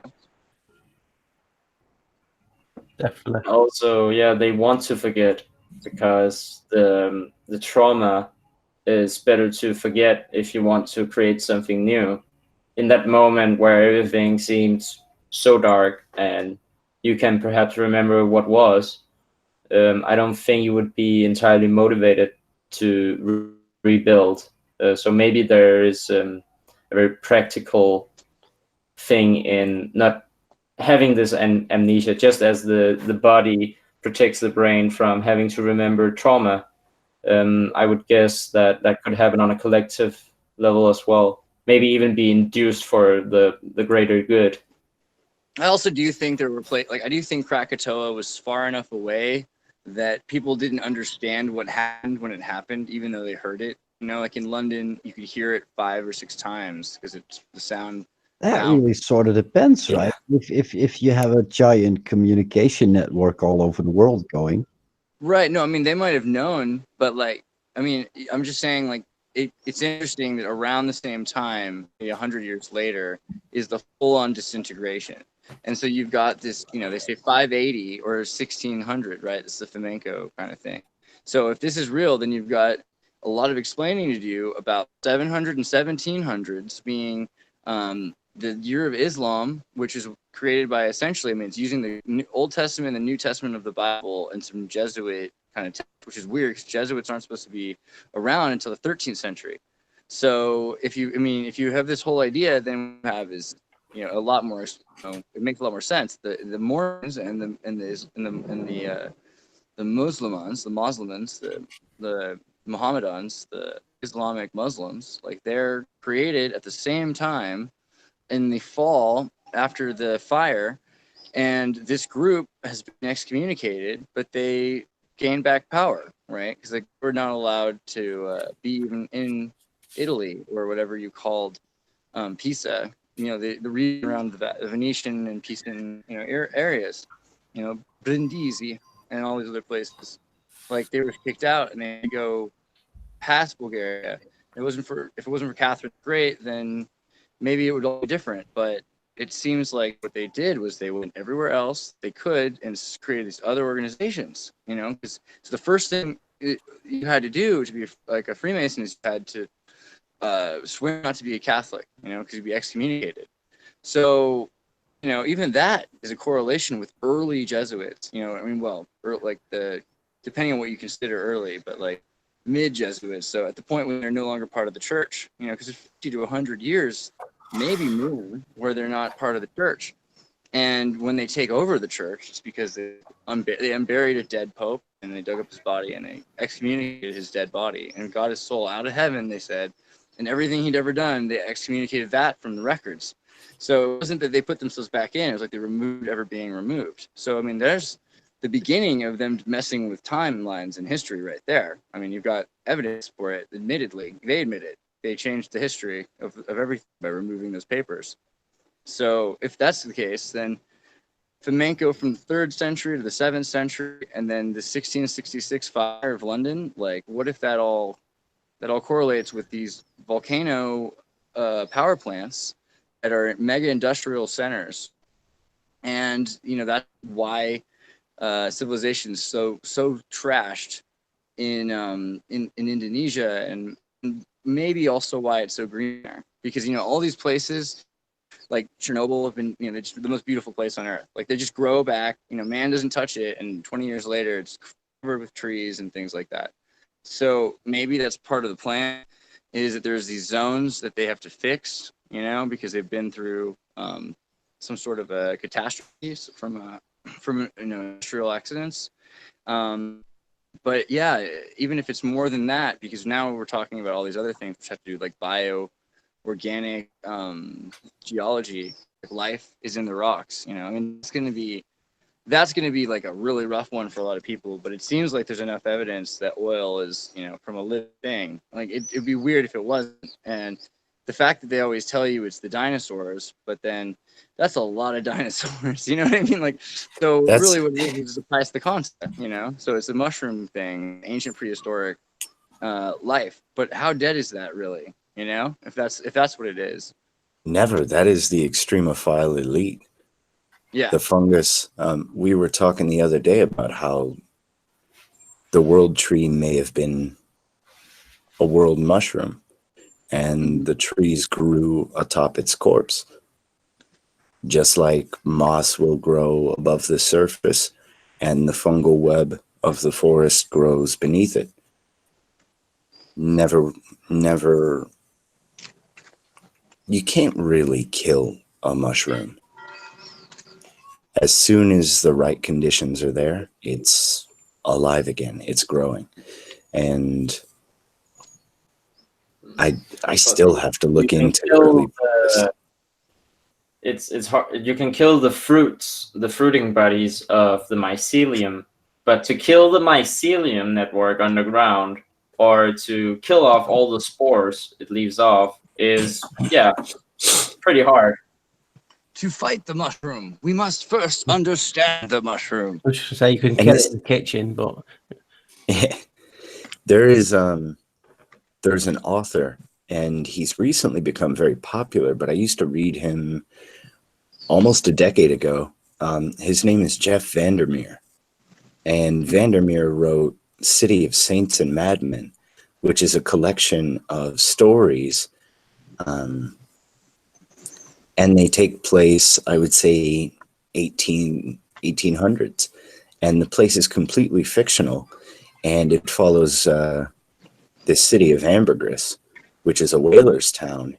And you could place this in like a random delta just upriver in America, in any random place where he created it. But it speaks of this prosperous town, and then it speaks of the slow infestation of odd things, little gnomes and mushroom-type men, and chronicles this city over the course of maybe 200 years, where they've come into our time and completely taken over. And so at first it was a slow creep, and it seemed devilish, and then it became jackbooted Gestapo takeover, and then it became this sort of cooperation, but the humans became infected with the spores just by living with these things. They began to turn into these hybrid things. And Vandermeer is definitely worth a read, but he speaks at length about this. And it's some of the craziest stuff I've ever read. And they call it literature, not science fiction. It's American literature. He's famous for the Annihilation trilogy they made into that Natalie Portman movie, which is trippy, but it's nothing compared to the book. Yeah, I just want to say the film's a bit trippy. Yeah, the film is like a really calm version of the book. Nothing compares to books. Exactly. Thank you. Oh, we need to sing Reading Rainbow as a group. Oh, I know. I mean, like, that's what we're doing, though. It's been a long time coming. We've got, like, meta arc iris. I don't know. It's like the Reading It's Rainbow. like that wonderful thing that books do. They activate the imagination. Hey guys, can I ask a question? I don't want to backtrack too much, but I don't want to interrupt either. Do you think that the Great Fire of London was a hoax because of the death toll? I think that. I mean, I don't think that it was. I think that it was. Yeah, you know, it's like something happened, right? A lot of people died in this period, and you've got all these excuses for all this stuff. It actually seems like it's all spread out, and you got this disease, that disease, plague, malaria, typhus, foot rot, leprosy. Maybe it's all just one thing, you know, that happened like in a catastrophe, like it was. You know, it got worse and worse and worse. But it sounds to me like it all sort of happened in 1811, you know, as far as our history, our dates go. In 1811, there was this huge series of events. Like there was asteroids, there was fires, there was earthquakes, there was Napoleon, there was the American-English War, there was the Indian-French-American War, there's the Civil War in Spain. New Madrid liquefaction. Franco War, the Second Franco War, the Swedish Franco War. Like, God, every war ever. It was World War Zero. And all of these guys have hands in their shirt pockets in their photos. They're all holding something to their chest. They're hiding something. You know what I mean? And it all happened because they all knew each other. So that's the other aspect of it. A great thing to check out is the Russian series Catherine the Great. Which is like a recent TV series that came out in Russia like a couple of years ago, and it's all about how they took the kids. I mean, not all about, but it's definitely they take the kids away from people who are royal. They have other people raise them. They're not allowed to be touched especially not by their parents. But you know, you're a royal, so you can't overtouch the royalty. So eventually, those royals are crazy, and then you've got royals that are coddled by their, their independent. Kill the guy with the monopod. So good. All right. So, and then they took the babies and they raised them with an intellectual Masonic enlightened tutors, and the tutors would make these people, you know, that's not Tudor, you know, like not the Tudors, but the tutors. So I mean, what's that about? Like, tutors are people that teach you properly, and so the greatest education, and you know, didn't have schools; they had tutors, and those are very different kinds of educations than Jesuit schools, right? So all these royals, they've been trained by, you know, these people that have a secret network with each other all around the planet, right? Because at this point you've got Dutch Formosa in China, so the Dutch are working with, you know, everybody, and they're working for the Spanish. So the Spanish Empire is spread all over, you know, Western Hemisphere, and then there's the Asian islands where the Catholics are. So then they're back and forth with them. So they're everywhere, you know what I mean? Like they're everywhere on the planet. There's a point when the only thing connecting this planet is this kind of rotary club thing. So it makes you wonder, like, did they not just do it all at once? You know, was it like a final swoop takeover because it was just so easy to just, you know, once it was down, kick them while they're down, you know? Yep. But camera work at the end there. Yeah, good camera work at the end. Camera pose. Now, it's funny, Senior Black Sheep. I came into this Tartarian thing as a distraction, just because I love a wild story. But I was all about the GSM thing before, the Grand Solar Minimum, and got into the Tartarian thing and began to realize that cyclic catastrophe, no matter the cause, is actually linking everything I knew with everything I was learning. And so the whole Tartarian thing, the Tartarian angle is just the truth before a previous reset. And that's it. And so everything we do on the server, Andreas and I both used to say this is so much bigger than just Tartaria. It's just a facet. Loud trucks. Yeah, it's just a chapter of this whole thing that we've lost. Mm-hmm. And maybe we'll get it back, but we are getting it back. Who knows, though? Well, okay, get it back. I have dibs on this place, Ben, because it's pretty awesome. The running water is a nice factor, but I want to put a pool and a swing set and a water slide right down here. We'll call it Seeing Slides. Andrea Nova. Nova presents Scythian water slides. Man, a historical water slide park would be pretty cool. Andreas always comes up with this.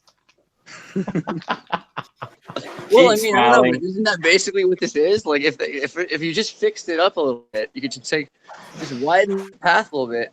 I mean, it's a little bumpy, the water stairs, but that might be cool. A little like floaty thing, or like Andreas presents water park Tartary.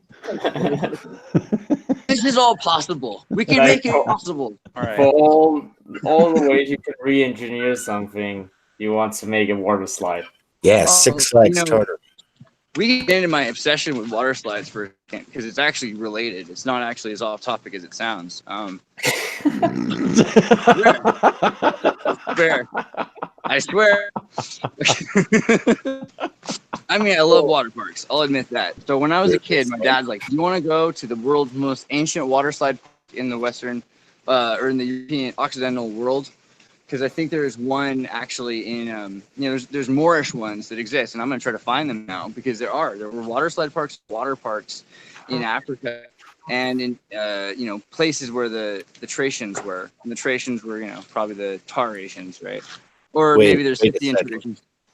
You mean water parks? Are you sure they're not temples or tombs? Oh, I mean, like, what's the difference? You know what I mean? So if you go to a water slide temple and you go down a water slide in the temple, that's, if your God demands it, I mean, that sounds cool to me. Like, so there are. There's only one way to get to the crypt, boy. You shall enjoy this slide. Well, it's a good question, and the reason I would suggest that they were made as water parks is this one that I'm talking about, which is in Austria, and I can't remember the name of it off the top of my head, it was near Vienna. I'm gonna find it and I'll put it a look up and I'll make a little clip about it. Basically, it's built supposedly in 1811 or something, right? It was founded. Is the word founded? They founded it. I founded it myself. And they, founders keepers. So this German, Austrian, Prussian prince loves water parks, and he's Mr. Toad's wild ride kind of a guy. So he installed this crazy system. It's all stone. And that's the weirdest part. It's not metal for the most part. I think there might be pipes now or something, but it's all stone everywhere. And it's like you sit down at the table and there's chairs and it looks like a shot from like some Viking Paleolithic Stonehenge thing. But there's water through all the seats so that it shoots the girls sitting at the table in the butt with water. Or actually, everybody. It shoots everybody with water. But like that was the prince apparently thought this was so funny because he was Prussian and Prussian princes have issues. But there was a number of things like that seemed too playful for it to be just a temple. Like, maybe not, but maybe it was just like the Phantom of Liberty movie where they have they're washing at the same place they eat or something, like vomitoriums or something. But I think more likely, no, I mean there could be a really sick, evil reason for things, but I prefer the playful reason. I think it's better if the reason is just, they needed something amusing and also, like it serves a function. It probably is a temple. It probably powers things. The water is really useful for a reason. But, like I think we were talking earlier. I don't know if you were in at this point, but I was saying minerals in the rocks that the water is picking up and pulling through are being charged by friction from the water going down these, and the water's coming up from the rock. So it comes from the very top and it rolls, and so by the end of it, you use extra powerful water. And they've proven that it actually helps plants grow better, like it uses less water to get more nutrients in the water to the plant. So, I mean, it could be a lot of functional purposes to it. No, it's a really good point, because when's the last time we looked at something ancient and we're like, is this a toy? Yeah, totally. Yeah, I mean, that used to be actually a thing for a while, because they were like the Chinese. They were like, oh, well, why did the Chinese invent rockets? I mean, because we found evidence of it. And, because they were like, we American and British people invented these amazing weapons. And then they're like, yeah, but the Chinese have had gunpowder forever. And they're like, oh, who, them? Oh, they're just playing with it. That's their first. I mean, now we admit that they use them to shoot across to each other, but they were doing fireworks. Were probably also for sending messages, or they have all these stories though that are more amusing about ancient China. That's why it looks more like the way we describe Tartaria, right? Is that's the area, the Tart area. So that's why it looks more like they walled the Chinese in. Like, stay there. We don't with all your fancy stuff. We don't want you in here. Bugger off. Well, I mean, or maybe it was maybe the Tartarians were the ones with the fancy stuff. You know what I mean? Like Genghis Khan and everything. They had all this misused Tartarian stuff. Like they had fireworks because they were misusing older stuff. We have if the Chinese were rednecks, then they just did it to blow shit up.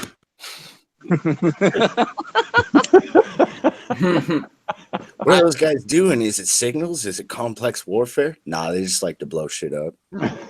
South Parkology right there. That's the way we do it. Shitty walk. Well, I mean, in general, though, it seems like the Chinese, I mean, we have a new member. I really hope, shout out to Ashley Chu. Should I admit who you are? I feel bad if I wasn't supposed to tell anyone your name. I just said, she put her name up. There's some really great stuff.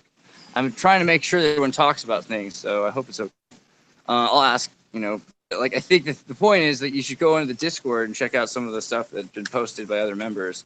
But one of these members actually posted some pretty important stuff about ancient China and the multiple cultures that live there. So you go into this thing, you're like, okay, well, tell me about China. And it'd be like, if someone went to America, tell me about the United States 1,000 years ago. And they'd be like, well, you see, it was a bunch of like tribes then of other people. Well, that's the same thing with China or Spain or Europe. Like, tell me about the country of Spain, like before it was called the country of Spain. Well, they all spoke different languages like they still do today, right? So China's got 52 ethnic states, essentially, 52 ethnic different peoples, minorities, aside from the Han, right? So that's a lot of states. Those are all spread, and they're not all in one place, and they've been moved around because they don't like them or they want to declare dominance. And the main group of people, the Han, aren't indigenous, which, you know, they moved in there. Like, we kind of have facts of that, like, at this point. But we don't know if it was just the Uyghurs, the Uyghurs. The Uyghurs were there first, which is pretty funny to me. They're called Uyghurs. But, you know, the spelled U-H-Y-G-H-U-R. U-Y-G-H-U-R. O-U-G-H. Wait, O-I-G-H. Sorry? O-U-R. Oh, cool. Hold on a second. This guy knows them on YouTube. That's funny. Yeah. I'm a loud, obnoxious American. I'm Andreas. What's up? These are new people we just met. You'll see yourself. Hi. You're live? Yeah, we're live right now. We're doing like a thing on Tartarian history. Oh. Where are you guys from? Romania. Oh yeah? So basically, not yet, but it's part of our next part of our video series. Okay, what's your name when you Xirtus. Xirtus? Yeah, you can find it pretty fast. And then we have tartarynova.com. And yeah, so we're gonna go to Romania pretty soon though, because there's castles there, and they're the Tatar castles, the Bulgars. Yeah. So the oldest records we have in history now come from around there, from either Romania and Bulgaria. And we used to think Egypt or Samaria. Now it's like the Tartarian tablets. So yeah, you guys are from the oldest culture in the world. Good job. All right. Yeah, thanks a lot. Good work. Bye. Take off. All right. Tartarian street team. Viva Tartaria. There's the most recent Tartarians I've ever seen. Oh my gosh. Wow. That's pretty cool. Figured it out. That guy's really doing something weird. Should we get on with Nathan's material? I have a limited amount of stuff. Sorry. I have a limited amount of time this evening. Oh, there's Victor. Did you already show the bits of text that you showed me? No, I haven't finished it yet, but I would finish it after you're done. My stuff kind of hinges on yours. It's really just a proof for yours. Oh, maybe then I should start then, or carry on. Yeah. Okay. Well, I am already here, so if Mike can get it on my screen again. There we go. I'll just reiterate, Nathan, I read this just before you came in, and it was about how the Crimea underwent massive mud eruptions in the past, and not only one, but more than one. And the products of the mud eruptions are new land and lofty mountains, because it spews up fragments of limestone and shale. Yeah, basically the whole Caucasus, you said, right? Yeah, and that's the reason why you have shales found on the top of mountains, is because of these mud eruptions. So it's a huge bust for natural, the common narrative of geology, what they talk about. How is it geological millions of years it takes to push up mountains, and then the shales come up, or something like that, isn't it? But yeah, here's a better explanation. So I'll get back to where I was. Here we can read that Russia was a dense virgin forest, and her gigantic pine trees are now felled, and it doesn't match what we see today with trees that are not, more than 200 years old. So where are these gigantic pine trees? They are probably underground, or as they say, been felled. But I would say they're probably underground.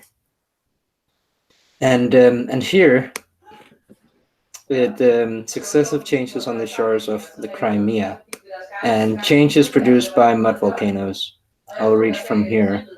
That similar elevations. Who has a female voice echoing? Oh, Oh, she can be heard right now? Yes. No, it's my girlfriend. She's pretty. She's not that close to me, so I'm surprised you can hear her. Is Let she me mad just. right now? No. Just give me a second. Oop. Oh well. Due to technical difficulties, Victor is unable to speak right now. Okay, I think I am. I got it solved now. That okay. So where was I? I was about to read it.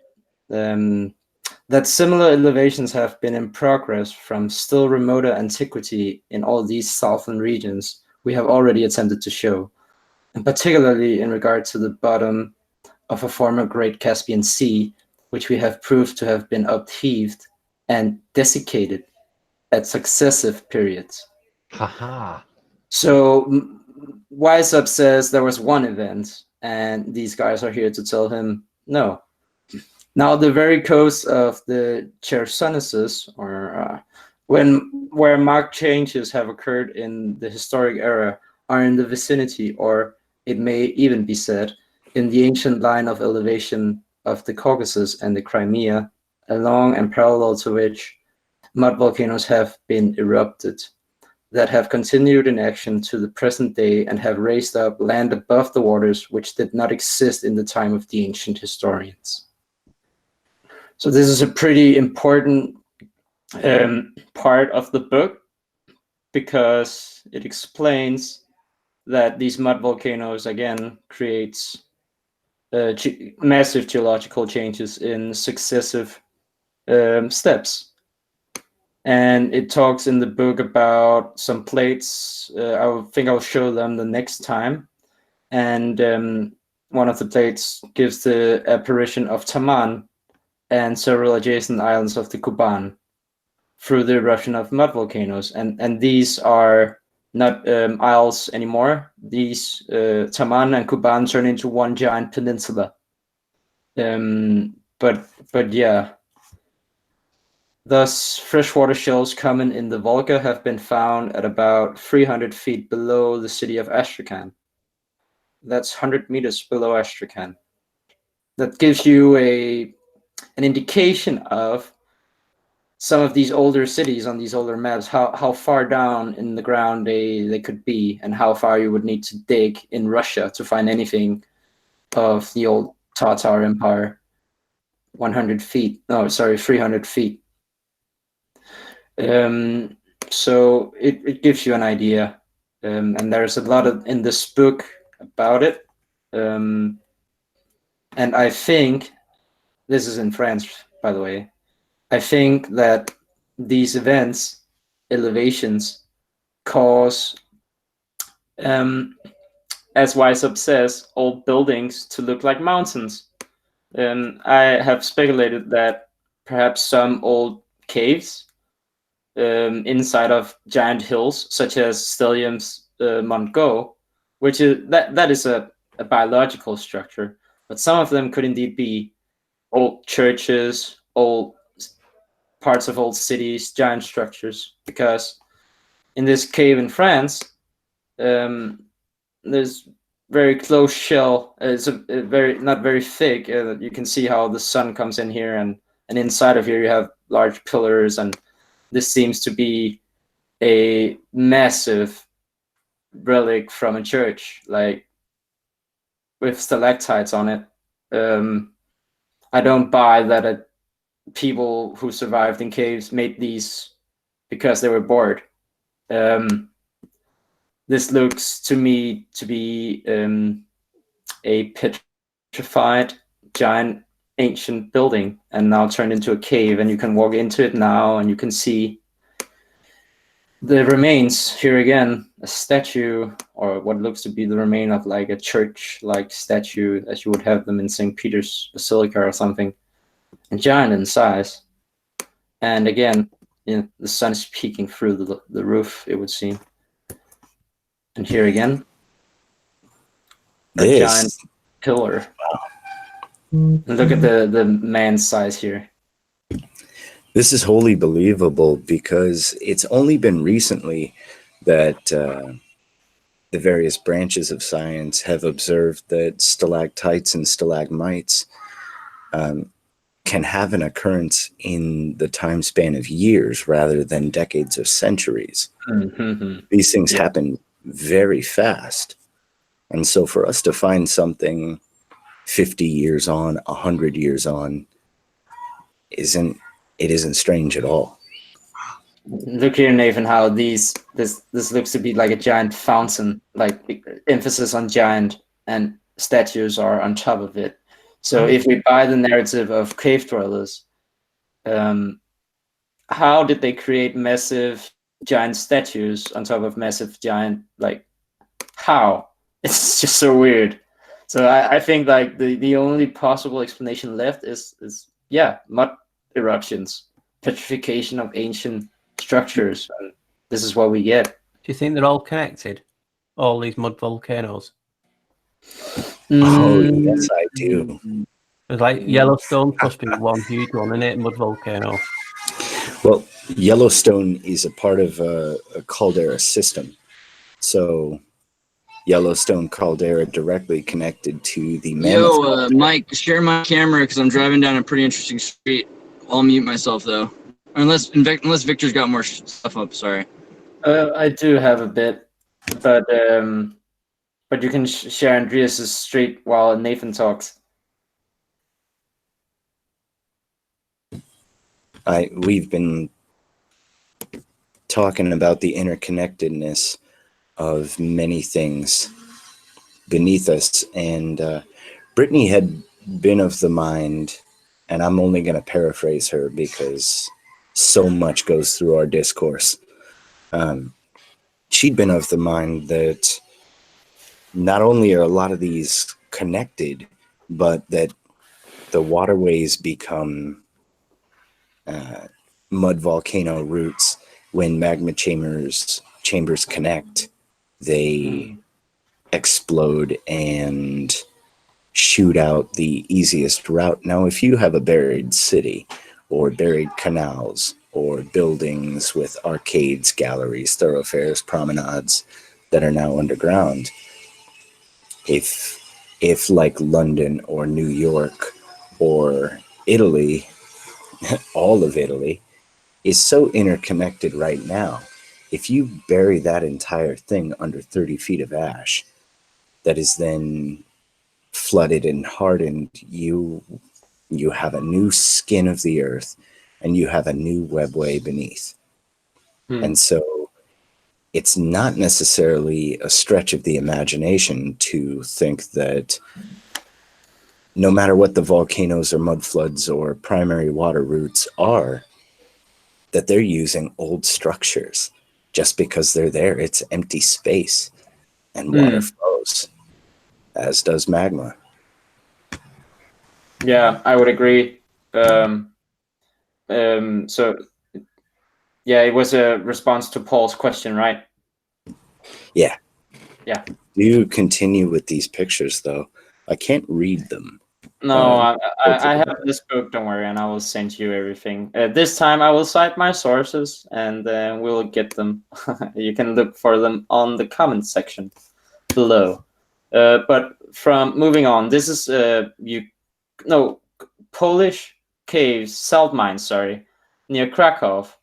And what do you know? These miners in Poland, they needed chapels down underground, or maybe not.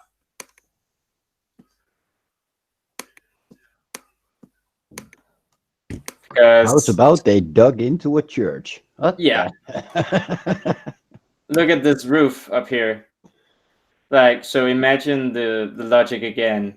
You have a mine, it's underground.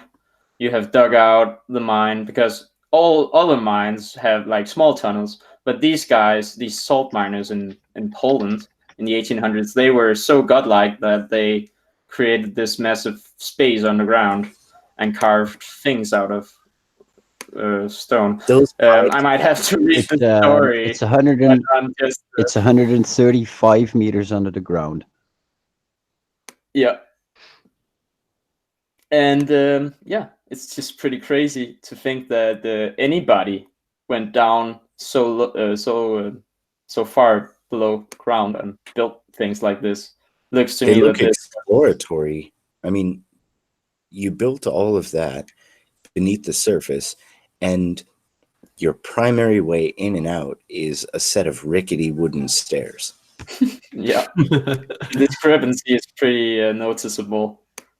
Look at these though. Does this look like ancient tech? But yeah, so there could be churches underground, and cave systems could be part of ancient infrastructure. Hey, just like when we were looking at the at Naples and how they had churches beneath the surface, and then the catacombs, and that's where they lived, held night masses during the years of the miasma, covered in ash. Covered in that, yeah. So I just wanted to Nathan, are you ready to go into it now, or do you still want me to present something? The flamenco thing? Yeah. Oh yeah, sure. I just have a few initial thoughts on this because I'm still there's a lot to share, but we can just go over a single page. God is a volcano. Yeah. But there's some funny links. Let me see. God is a volcano. Do you believe it? Can you receive it? God is a volcano. Bum, bum, bum, bum, bum, bum. That happened was. I'm saying Can you hi guys from see Brittany. this?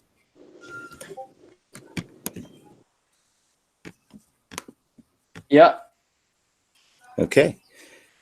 So flamenco goes almost instantly into, and this is very dense. So when I say almost instantly, I mean like 12 hours worth of reading and checking. He goes almost instantly into the variations on maps inverted in the Middle Ages. This is chapter 1, section 10.3. And it's very short because we have so many examples. It's not even a contested thing. Now, these maps, south was up and north was down. And a lot of the excuses are placed with the sailors sailing out from Italy, from the top of the Mediterranean and southward. And they wanted forward to be up on the map as they sailed south. So they wrote these maps upside down. I'm not quite sure if I believe it because maps didn't face north until very recently. In all our chronological dating, in all of our map hunting, most of the maps that I find, east is up, which is quite interesting. There's a song out on the radio right now that says east is up. It's like the first hook.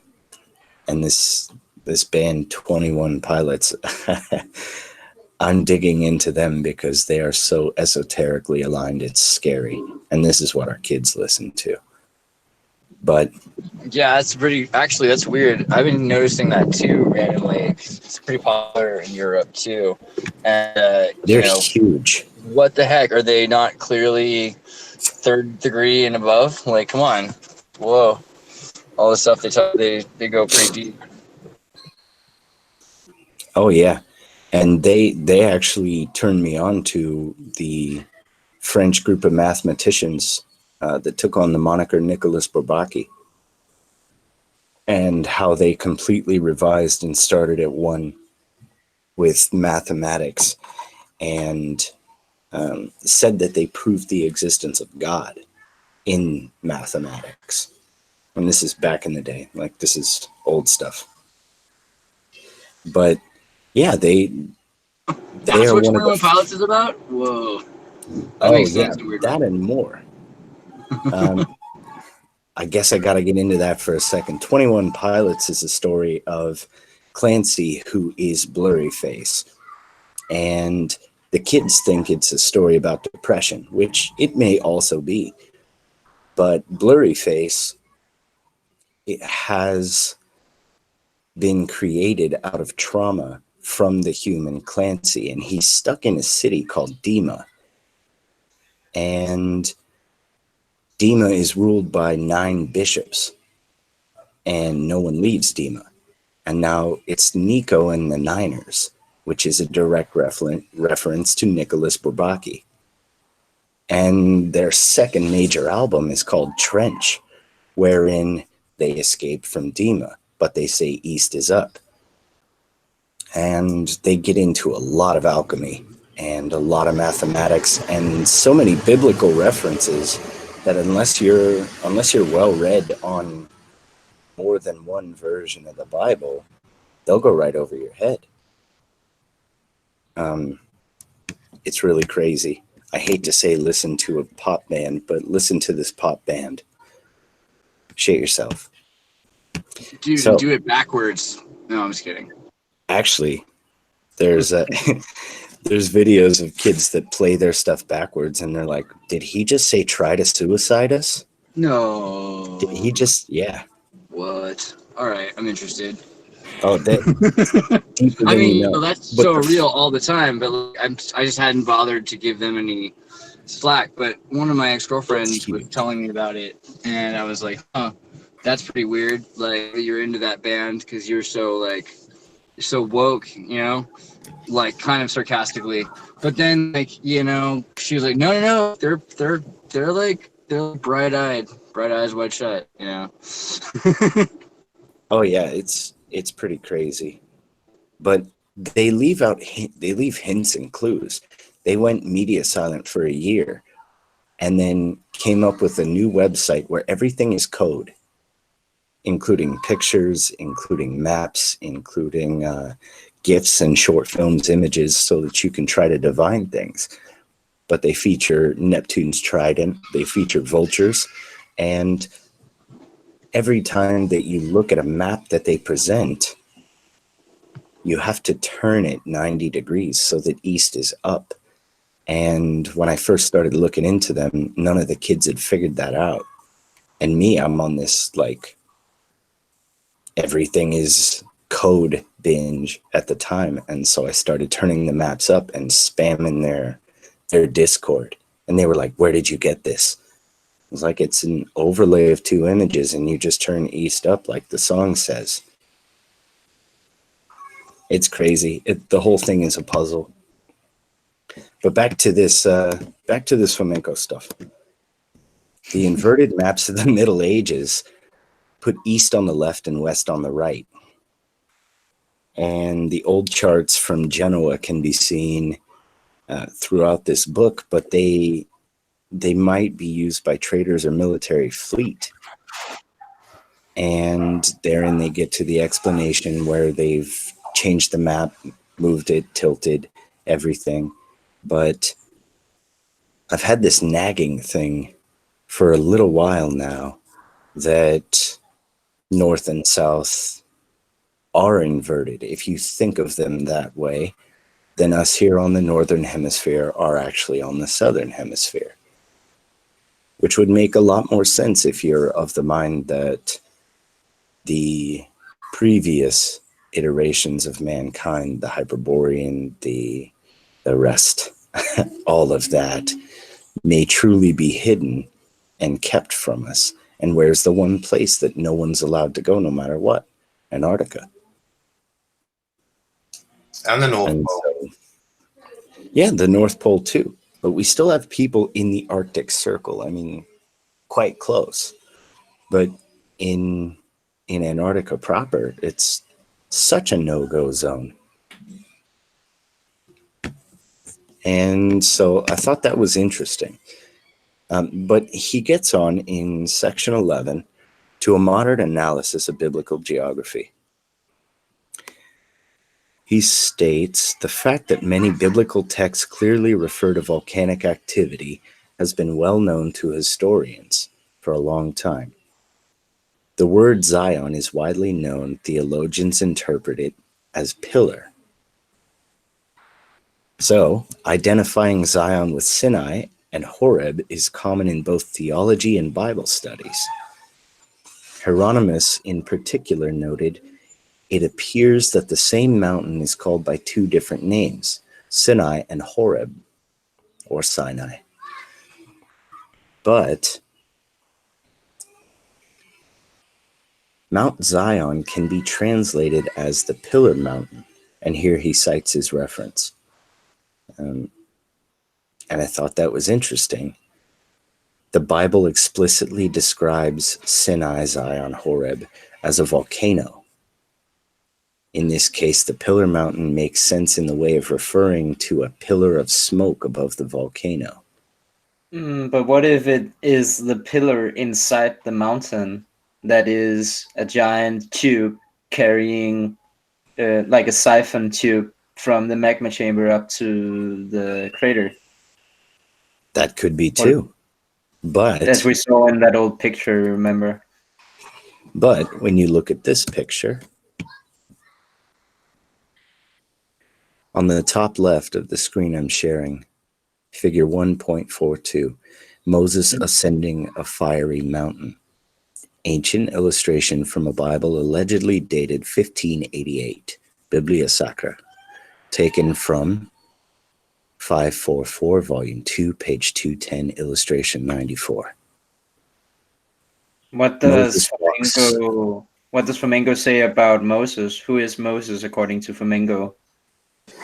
He doesn't get into it here because he gets more into the volcanology interpreted. But I would say that Moses is Vulcan or Baal and Mars, and they are the fire gods, distinct volcano gods that were prevalent in the Age of Aries because Mars rules the Age of Aries.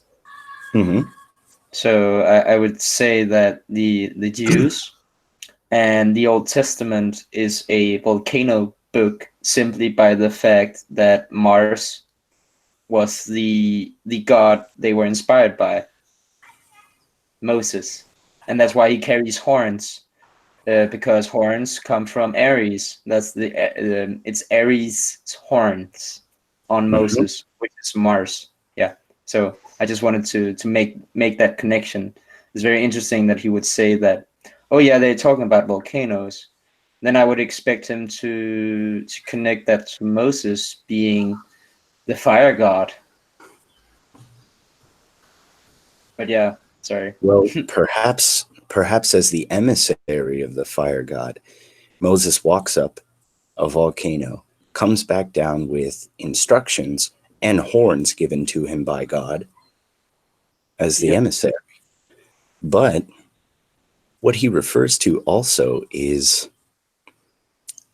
a trumpet, which I thought was really interesting because all of your doomsday apocalypse, rapture, traditional Catholics are all about this. I had never considered that the 7 trumpets may actually be the sounds of volcanic eruption, because the Bible refers to the mountain making a trumpeting. Yes. And a trumpeting just meaning a loud noise. And I've never considered this before. And so I'm listening to Flamenco because I think that Tartaria is something that has been omitted from chronology and changed about. And what do I find as soon as I start looking into another man's version of chronology? Volcanoes again. Cyclic catastrophe again. I thought that was crazy. Because in my mind, this we know that the history of the Tatars was fabricated. So we don't have to speculate too much on it. Yeah. Well, what I mean is I thought this was a completely separate hunt. I thought I was familiarizing myself so that I could take it back here and apply it to Tatari and see where it fits. But I just find myself reading more about volcanoes. And I thought that was crazy. They talk about the mountain punishing the sinful and all of that, and we've made those connections before. But this is where we talk about how the Bible stories may not have taken place in the Middle East. And he says, seeing these descriptions as referring to Jerusalem and Palestine and the traditional Mount Sinai is very odd indeed, since Mount Sinai, located on the modern Sinai Peninsula, had never been a volcano.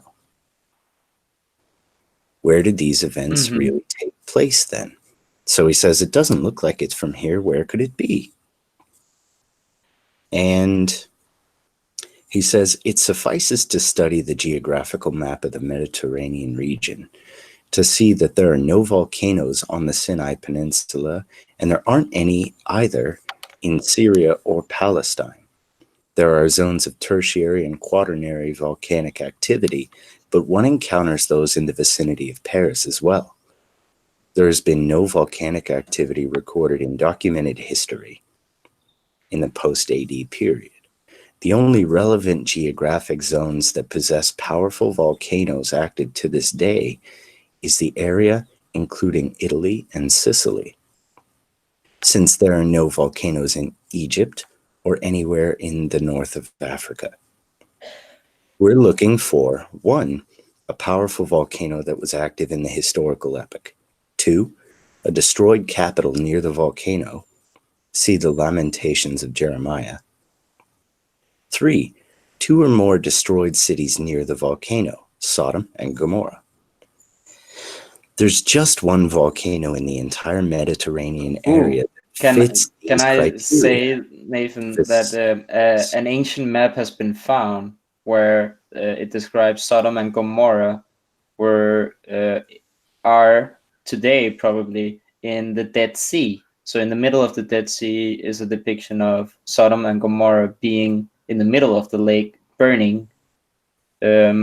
So it would seem that on the bottom of the Dead Sea is where you would find the real Sodom and Gomorrah, according to the maps wherein you can read that Babylon is Cairo and Pompeii is on those maps as well, in an area in history where they're not supposed to know where Pompeii is.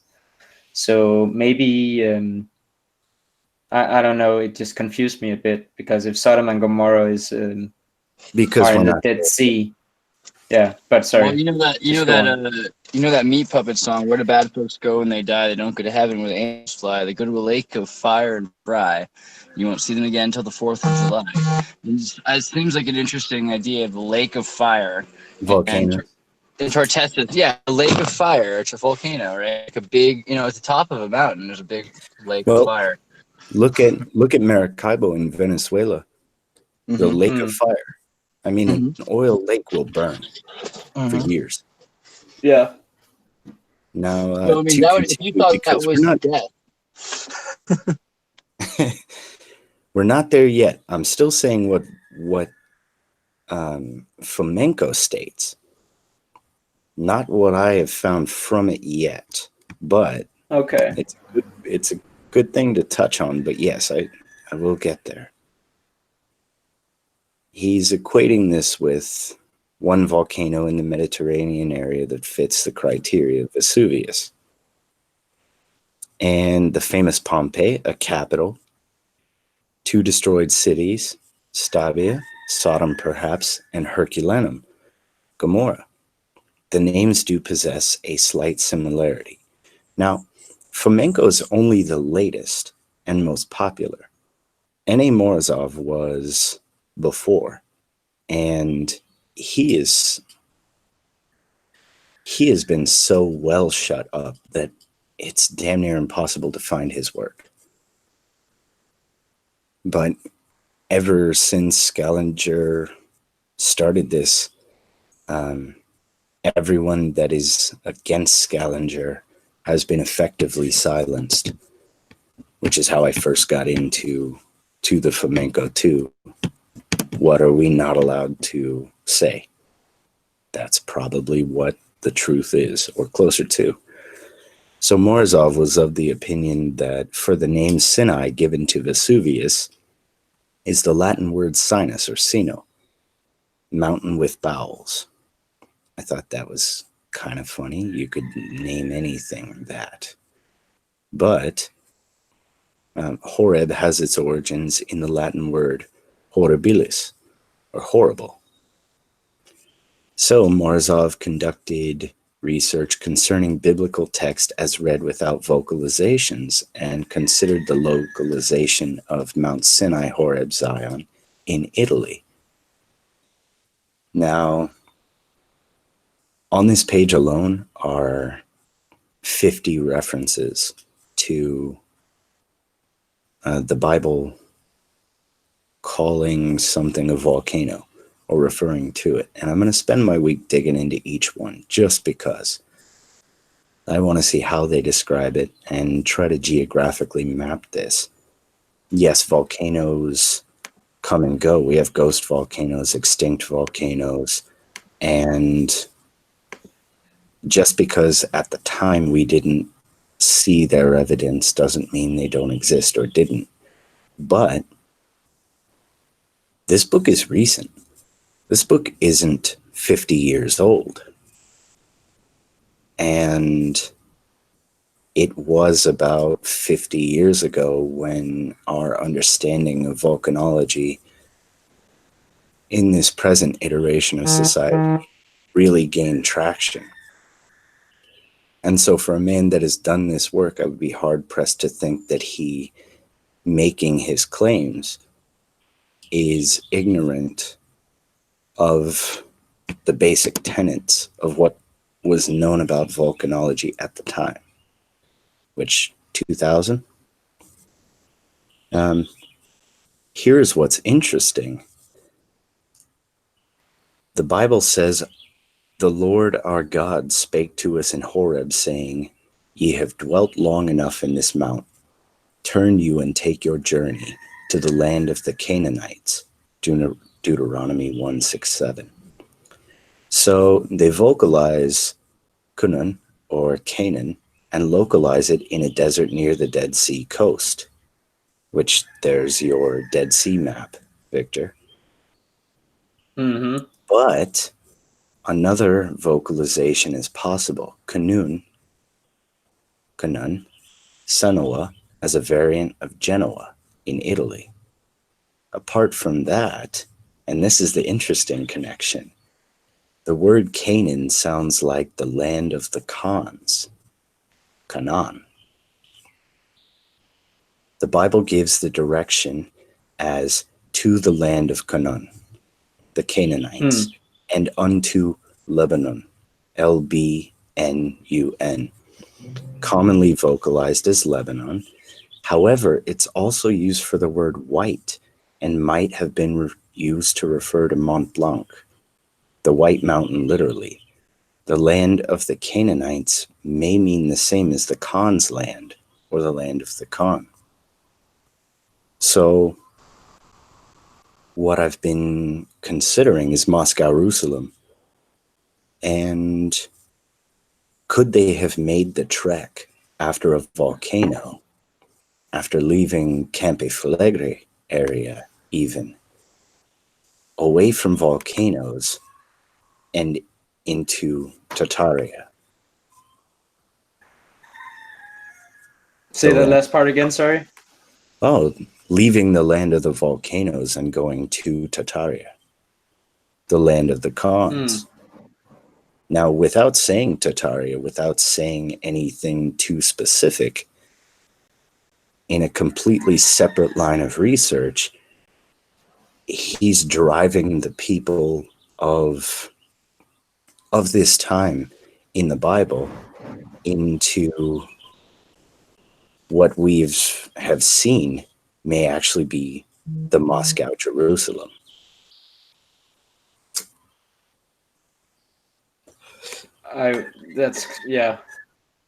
That would fit in with a lot of the things that we're seeing.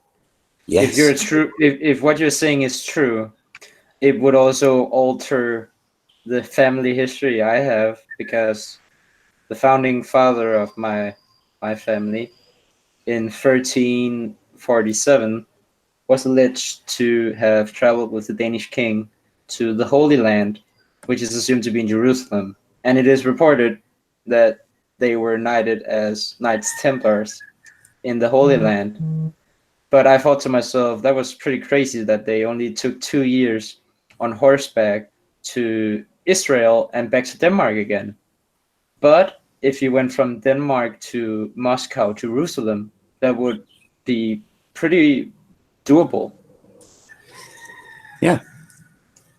I think it's so strange that Babylon, Naples, Cairo, and so many other places are dual cities on the map, some even triple. And how can we call 9 out of 10 map makers, when they were accepted in the times, incorrect, and think that each of them is wrong, and only what the Scaliger chronology said is correct, when it seems to make more sense that when a localized reset happened, they fled the land following the trumpet of a mountain and went to a place that we just happened to find out is also called Jerusalem. I mean, it's fun to play with, at least. I mean, I feel like people should be like less afraid or less worried about just at least a good idea. I mean, it's practical. I mean, the Crusades in Russia is just practical. If you think about how we're being lied to about this and that, like so many of the things add up once you start understanding that the Mongolian hordes and the Ottomans holding the Dark Ages and the Renaissance like day and night from each other. Well, that's, it's a lot more like shuffled cards, but all of a sudden it makes a lot more sense. Why this connection, what this holy war really was, why it mattered so much. I mean, like, it seems kind of weird that everyone went to the Holy Land and just left, if that's what happened with Palestine, and then Palestine just, becomes this crazy place that's a desert. It's like, what are you fighting over exactly, except that mystical? Well, and honestly, when you look at today's world, what's the one place we don't pay attention to? We don't really pay attention to a walled-off Russia, where Moscow, Jerusalem is. We seem to be thinking that everybody's fighting over the Middle East, and if everything is a lie, if you think in that vein of thought, what if that's a big distraction while nobody says anything about the true Holy Land as depicted in the Bible? Every Mesopotamian search for biblical archaeology has yielded 0 results, and it's a strange thing. And so looking at Fomenko, it seems to be the case that someone before us has independently found this out and drawn conclusions, but hasn't even looked at Tartaria in the sense that we have. I mean, his points go right along with ours.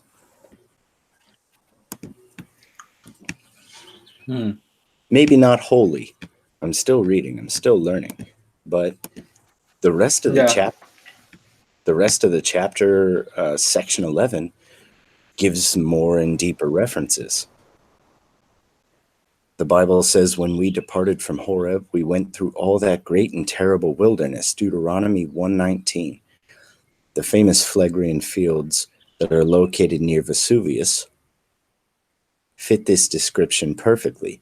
Large areas of scorched land full of small volcanoes, fumaroles, and layers of lava. According to the Israelites, came to Kadesh Barnea. Can't read that, but it's vocalized as Kadesh Barnea. However, the town in question may well be Cadiz upon the Rhone. Cadiz on the Rhone may Cadiz. be another name for the modern Geneva, or indeed the Bulgarian city of Varna.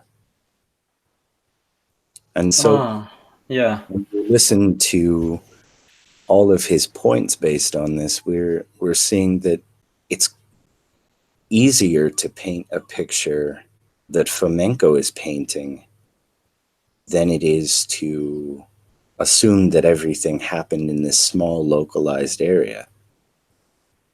Chief among the examples is, how did Moses wander around in a circle with a caravan for 40 years? That always got me. Like, bro, God told you where to go. How did you get lost for an entire human generation? Maybe it was just really far away. Yep, that is an Occam's razor conclusion that I like. Yes, it's worthy of exploration. Yeah, it doesn't. And also, if you think about, if you really think about Jerusalem, right? It is said to be a prestigious, illuminated city, right? Illuminated is one of the titles. And if I could just share my screen for the last time this evening, I can show you very quickly the illumination of Moscow in all its parts. I have many pictures of it and it starts from the beginning of the 1800s, so way before electricity has come out officially. And this is the Cathedral of St. Basil in Moscow, and it is beautifully illuminated, and the rest of the city as well in the background. And more of the same here. And it's called the Moonlight City. In this respect, it is the Moonlight City. And I would just think that this city could do this way back in antiquity, and that this is a far better title, or far more viable option for a great city such as like the title Jerusalem is given.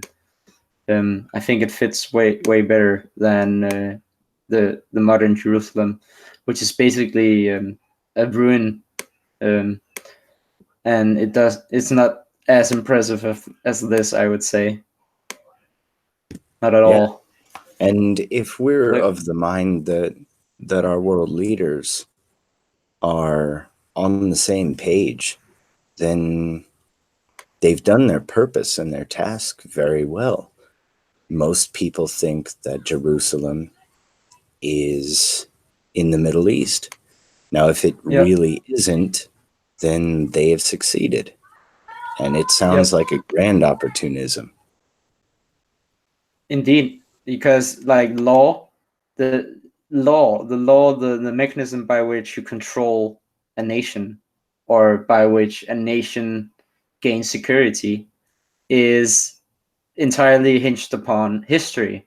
The history of treaties, the history of nations, of bankruptcies, and of so history is the key to power, the root to power. So it's definitely something that they would need to control in every respect. And to make such a power play, to create a localized area where everything took place, is a massive power play. It's just so massive.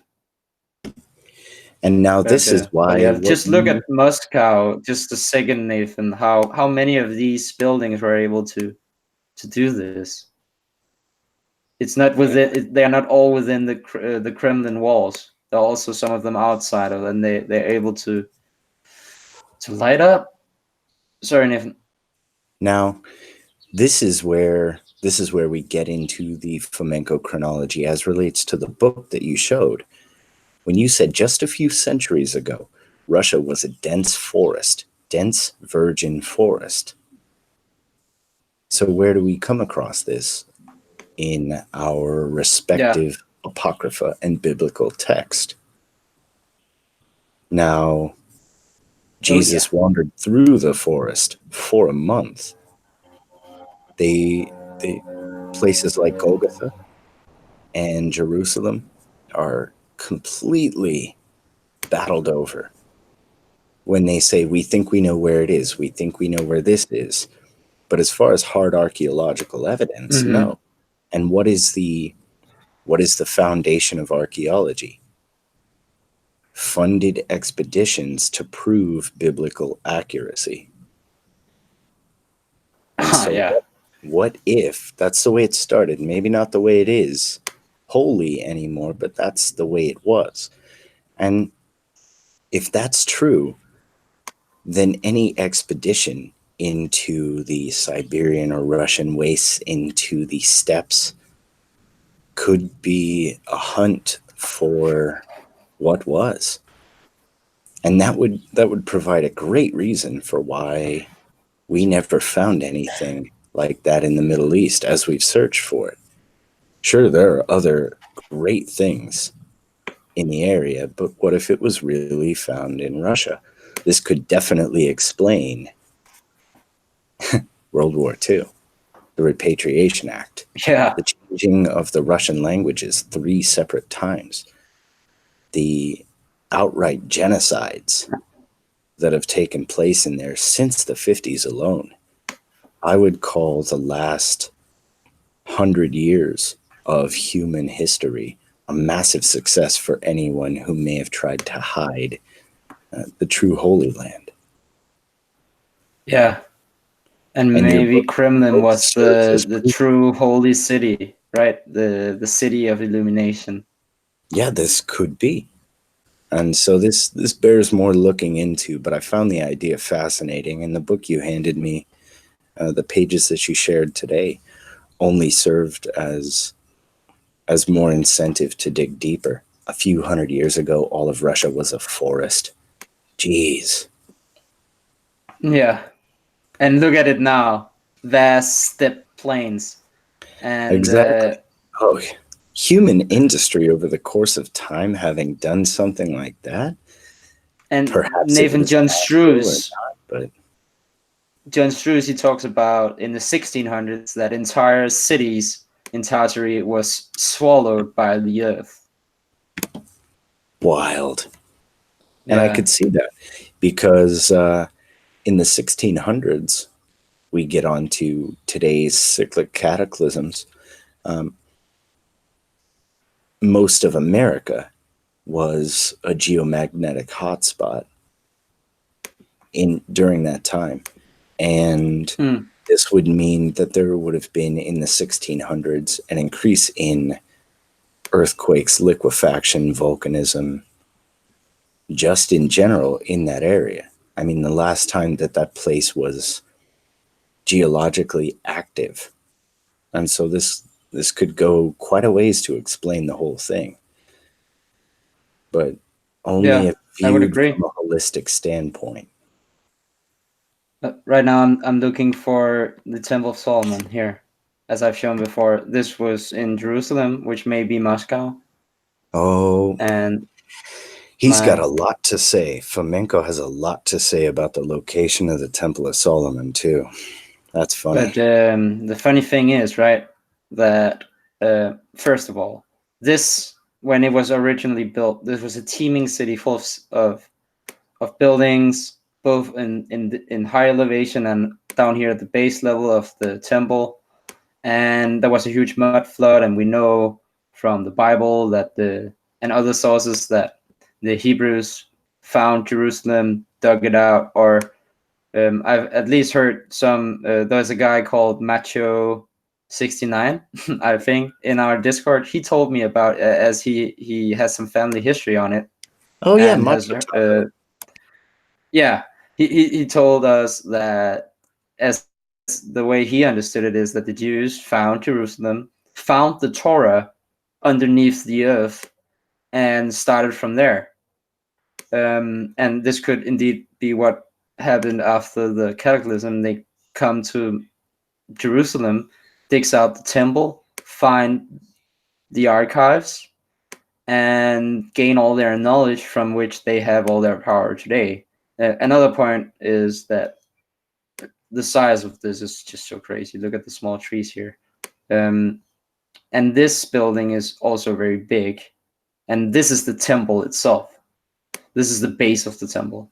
What's going on down here is entirely anyone's guess. It's impossible to find out, as Honestly, far as I'm concerned. You want a crazy idea? Looking at the water through that place, it could be a massive foundry. Yeah, I would agree. Look at that and think of it as a blueprint drawing that looks like a foundry. These bridges, they used to go down, and there used to be massive structures here on the side of it. But just look at the plateau up here, and it's just crazy. And we heard in that book I read that 300 feet of mud. I think this is more than 300 feet. And I don't know, 30 feet is 2 stories, the way our buildings are. So yeah, 100 feet, I mean, that could do it. That could do it, I would say. Could this be 20 stories? Yeah, perhaps. It's one of the largest buildings that I have ever witnessed in these old pictures. Oh, yeah. Could this be Russia? Looks like that stone-cut temple in Ethiopia, doesn't it? Yeah, what do you guys think about this stuff? It's huge. It's like a smaller building built on a bigger building. Kind of feel that that's possibly where a lot of stuff that is now might be. And also just to think about the size of and the digging operation, and there's just so many things that are inferred from just this picture. Who dug this out? Who built it, and how was it built? Why isn't this included in the ancient wonders of the world as well? And why are we first beginning to see the pictures of this temple now? Maybe as a Danish guy, I'm not prone to see Jewish, history, but I don't get why when I show these pictures of this temple to people, most people are surprised to find out that this is reported in history to be this big. And they have accurate descriptions of it. It's nearly always the same. So this is pretty mind-blowing for people to find out, I find. And I'm surprised by people being surprised, because we should all intimately know this building. It's so impressive that it should be more widely known than the pyramids, in my opinion. We've all heard about it, but we've never quite seen it as this. Or some of us may have, but I didn't. And most people I talk to haven't either. So why is that? And look at the size of those trees right at the bottom. That'll give you a little bit. I'm thinking that myself. Yep. Black Sheep, tell us your thoughts. I mean, if you look at it from that, what I can say is whatever was built on top, it was new, modern, like an offshoot. They didn't even realize what they've built on, and then obviously they've dug it out. You know what I mean? It's just it's what would have been on top of that, because it looks like partly finished, doesn't it? The huge thing. It could have gone epic. It always reminds me the Tower of Babel, you know what I mean? That epic. Yeah, it's on that scale. It's the first time I've ever seen this picture, and it's wow. Yeah, it is quite wow. It's just a huge building that's on top, but it's actually, if you look at it, it's like a toy house or toy building on top, and then the thing on the bottom is just of giant epic standards. Yeah, and I don't think these are supposed to be windows. In the other pictures, they don't look like windows. They look to be entirely bricked up. So it is a structure with no windows, which is kind of weird in itself, right? Because when you see a building today with no windows, you either think industrial or suspicious. That's what I was going to say. It reminds me of something, you know, like Lord of the Rings, where the dwarfs are under the mountain, and it's like it's a foundry, and it's all like, oh, this there's no windows. It does. It foundry. Looks like, the dwarven fortress Drumendor. There's a book series where these dwarves made a city in a volcano. And so they made this massive foundry that's the size of a city, harnessing the volcano and keeping it in check. So could it be a sculpted volcano? I don't know. Possibly. I mean, imagine geothermal plants. What if all of your craftsmanship and metallurgy occurred using a natural forge? I mean, you could control this mountain, stop this mountain from erupting by a series of channels and locks and pressure valves. If you can make things such as this, you could probably chisel or form a volcano into pretty much anything. Or if you can make this. Explain why there's no windows. Yeah, it would explain some of it. This. Look at this rock art as well. Like if they're like you have on the Mount Rushmore, it's the same deal, I would say. So this is possible. It's being done today in India and China, and in the eastern regions of the world. They're very good at it. I don't know exactly how they do it, but they are able to create giant statues out of stone from the rock itself, and on a grand scale with modern technology. And it seems to be very much possible as well in the ancient world. There was a single guy. Oh, sorry, continue. I just want to post a question. Just while you're talking about why there's no windows and different things like that, it's like people now, you know, I'm saying nowadays, the modern society of like we're like squatters in the old Tartary buildings.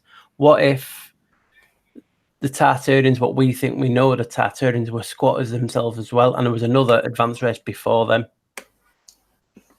Yeah, exactly. It seems like we're building on top, and people keep moving in. And as we go higher, we de-evolve in tech. You know what I mean? We used to be really clever, do anything like this. More we're moving up, more we're going backwards and backwards. It just yeah. That's basically whoever walks into this turns on as much of the equipment as they can, and it's a little less every time until we're just using it for shelter. And that's why the other week we were looking at the Gorgon Wall and talking about pyramids and star forts, and it may not just be one grid we're looking at or one system or culture. It may be 4 separate ones. Yeah. Indeed. Did anyone see the flashing pictures here? Oh yeah, casting is incredible. Yeah, and this is not only casting a statue. This is casting a very ornate, finely detailed giant statue. See, this is the mold. Here you pour in the filler, and you don't know the size yet of this thing. It's very big. And the inside, my question is, how do they create the mold? But look here, these arches could give you an indication of the size of this operation. It's very large. Also here. And very intricate how they created this. There's a lot of planning going into it, it would seem. And also the tube work to pour in and have the material come out again is like, how would you create a mold with the intention of also cast? It just seems to me like even more work. Just makes it even more impressive, I would say. This is after the burning, and then they just chisel it off. Have you seen? Of course, you remember the monks casting with basalt, but yeah. Have you seen? But look at this, Nathan. Look. Made? Oh yeah. Have you seen the recent statues made? The recent castings? They're garbage compared to the old stuff that we look at. Look at I this. think it's incredible. It is. Like you can make this giant statue from what you just saw, apparently. Yeah, and the In old metal. statues look infinitely more realistic. There you go. You see the So this is what this guy was made of. I would like, if you can create this, to say that this is impossible is just weird to me. Right? I think it's so funny. They're just, tourists taking pictures on some shit they found. Yeah, and I said in the last episode that this fountainhead is not there anymore, and I found out that it is. It's just not that visible. So yeah. But I think this guy was cast as the other statue we just saw. He's certainly not chiseled, and he's not a mud fossil. So sorry, Roger. Now, then we get on to the idea of chronology, just because it's fresh in my mind. Go back to the Apennine. Mm-hmm. Do you think that, given how fast stalactites, stalagmites form, how quickly the Earth recovers after catastrophe, do you think that this image depicts something thousands of years old, or maybe 400? That's the basic question. 400, definitely. Yeah. Because Ancient. also, wouldn't you know it, Nathan? I found out, right, that one of the architects that worked on this garden in Italy, one of the architects is called Bon Tiempo or Bon something. Sorry, he's an Italian architect from the 1600s. He is the author of the book wherein I discovered the lance was a gun. No way. Yeah, I just found out, and I found the text related to the lances in Italian, but they're handwritten, and I have a hard time making it out. So if there's anyone speaking fluent Italian out there, and I know Mike Stilliam is one of them, I think Mike would be able to help me. But Mike is, of course, it's not his first language, and I think there are a lot of old Italian words, so I may need an expert or an experienced Italian speaker to help me find out what they say about the lances. A cunning linguist.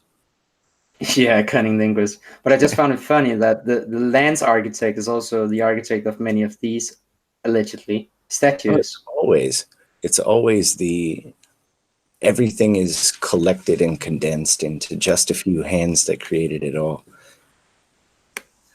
Yeah. It's silly. And he's part of the elites. You know, he was one of the elites' favorite architects. Now only a few of them. Yeah. And that's a funny thing too. Like we attribute everything SpaceX and everything with the Boring Company to Elon Musk, like he did it by himself. Yeah. Nope. Oh yeah, this is also an artificial mountain. Plug your computer in. Yeah, actually, I don't have any power right now, so it may be my cue for me to leave anyway.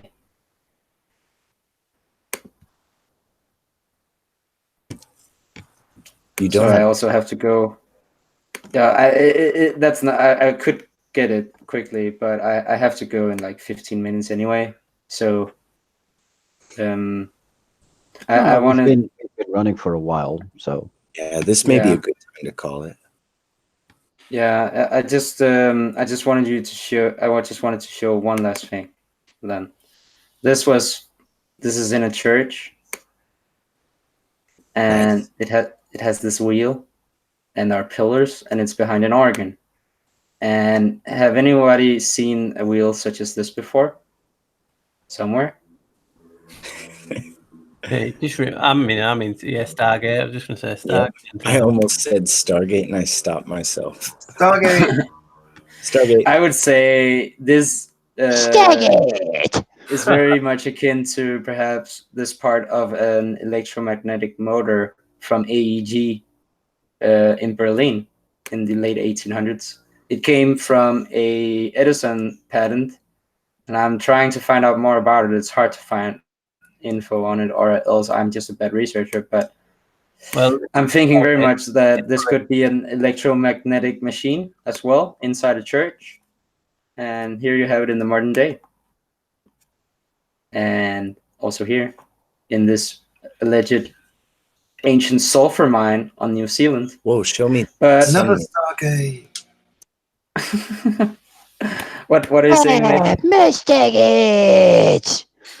Oh, I said send me that place in I have sent you it. the New Zealand photo. Oh no, this is on Lake Waikaki, or the White Island, New Zealand. Sulfur mines, abandoned sulfur mines on the White Island, That's right. New Okay. Zealand. Have They're to see easily it. found. Yeah. Oh yeah. Okay. So I'm just wondering if there's something more going on with this inside the church. Does it relate to the electromagnetic motors, or is it just wheels in a mining operation such as this in the alleged sulfur mines? So yeah, I'm looking much into church tech, such as this. I love it. Yeah, but yeah, I think I will start here then next time, Nathan, with all the church. Yeah, I'd love to get into it. Uh-oh. Is he going? No, I don't think so. Or he maybe just lost the battery. Paul, I'd like to know how do you tie all your stuff into the tottery? Sometimes I would like to wish I would do it myself, you know what I mean? So I can do more content. It's like, I don't want to say like sound too weird and freakish, but it's like I get shown, you know what I mean? I see patterns. Like I said, I've only been not long recently diagnosed like dyslexic, and I've always had problems reading things, but I've always been able to see patterns in links that you wouldn't believe, you know what I mean? It's like the case of just showing them circles then and different things and stargates, and how the modern day stargate pattern, what you just saw there, is CERN, you know what I mean, with the circles. And it's just so strange. It's like the one I'm working on in a minute about CERN, and it basically ties into that, you know, with DNA and different things like that. Could it just be how people get after a reset, you know what I mean? But that links in with Stargate as well, you know, when you're talking about the Goa'uld. Remember the Goa'uld? Mm-hmm. How they're symbiotic. Well, I came across something in my research that it just says it's a book or a film, but it sounds really eerie, and it talks about how, in my research for the Janus, you know about Janus, well, CERN's doing a project and it's called the Janus Project. Well, when I was looking into the Janus Project, a make-believe book turned up, and it talks about how these scientists are making clones of humans and implanting them with symbiotic creatures. And I was just reading it, I thought, oh my God, that, you know what I mean? It just... Yeah. Do you remember Demolition Man? Yeah. With Wesley Snipes. That's the funniest thing. Yeah, that's the premise of the whole movie. And that's what I'm working on in a minute, because I'm seeing patterns with this Janus cult from the Vatican, the Rome, the Jesuits. Even the Jesuits have two-headed on the coin. And I'm wondering, what is it? And then people were asking me, do videos about to do with the parasites and the archons and different things. And well, I'm thinking of like a symbiotic type of relationship, and me watching too much. Yes. Do you know what I mean? Having too much Stargate, and you've got Goa'uld, and that's like a symbiote put in. you know, the way I see that, it's like we have our own consciousness, but the idea of the parasites, the kind of this kind of takeover. There's something that's the archons basically try kind of have this influence over us as individually and collectively, and so there's this kind of process of kind of coming to the realization that a lot of the stuff that's going on for you isn't yours, but actually stuff that's being imposed on you by something else. And I think it also relates to things like splitting and trauma-based mind control and all of that jazz, and that's all intimately related with initiation processes and stuff like that too. So I think you're up to something. Yeah, And we was talking about DNA today, wasn't we? And the mitochondrial DNA. And if you look at it, if you just type it into like your search engine, it comes back and it comes back in a circle. It shows you a circle, and it's just like the Stargate. And even layout, it looks like CERN. And then you're doing like Uberos and different things like that. And it could be these places that are just to not either the resets or to get the population and joined with a symbiotic type of thing, like the Verm. Oh, what's it now in Star Trek?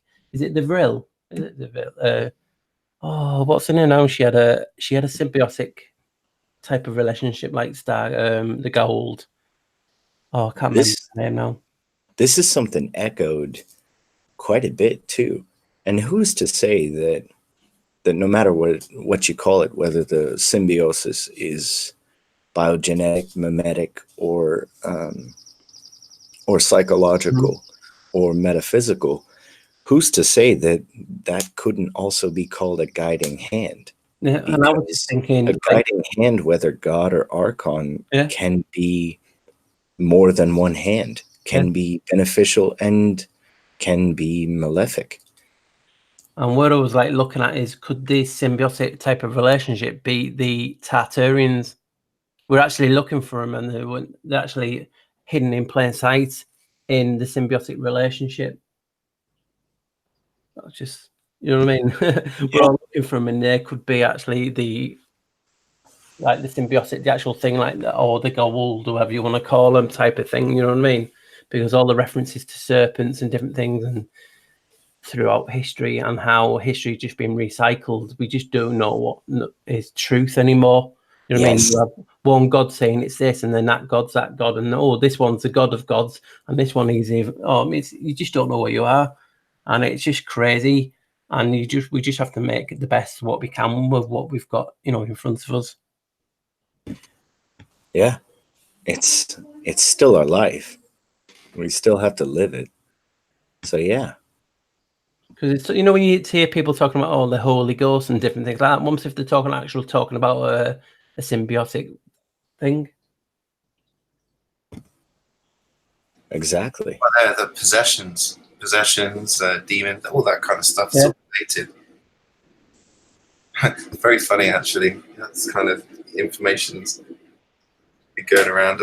Just stuff like that's been coming up for me recently, kind of understanding where people are coming from, whether or not they actually realize their own actions or behaviors, and how they manage that, whether or not it is really them, or whether it's actually an influence of something else. And it's a bit weird, but sorry. Yeah, because if you think about it now, the symbiotic relationship could be what's classed as duality. And if the duality is off, for instance, the symbiotic relationship that is evil, or do you know what I mean? It's a case of that balance is off, and this could be what's creating wars and different things like this, and what we call as the parasites today, like the ruling elite. Could it be a case of they've got like the nasty parasites that don't want to mix, or is it different species of them? Do you know what I mean? You just do not know. It's like opening a can of worms. Well, I mean, I guess it's the whole idea about, we're all souls being sent to this place, and yes, maybe there is this idea. I think it might be mentioned in an Akamadi that there are different origins for different souls or species of humans. And I'm wondering if there's like a energetic origin thing there going, you know, like, I don't know. I mean, I looked at spirit science as well for a little while at one point a few years back. And one of the things that seemed to resonate with me was this idea of, you know, the whole thing about Atlantis, how it became really polarized, and you know, the dark magicians and the white magicians, and then Thoth talks about how there were certain demons and things released through blood sacrifices and all that lot. So it's really, really interesting to make some connections there. And definitely. I mean, if you spiritual thing anyway. Like the oldest creatures on Earth, and some of them like primordial, they look like worms and parasites themselves. And then you have them creatures on, you know, like the undersea volcanoes, and they are like tentacle type of, you know, creatures themselves, and they actually live on the volcanic, you know, below. And that seems to me a link. Could it be them? Do you know what I mean? Type of thing.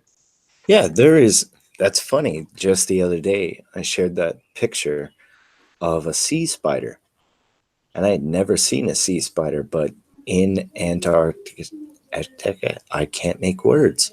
In Antarctica, they had been studying subaqueous sea spiders, and these things get 10 inches long. And now the largest spider that we know of in the world right now is a Goliath bird spider.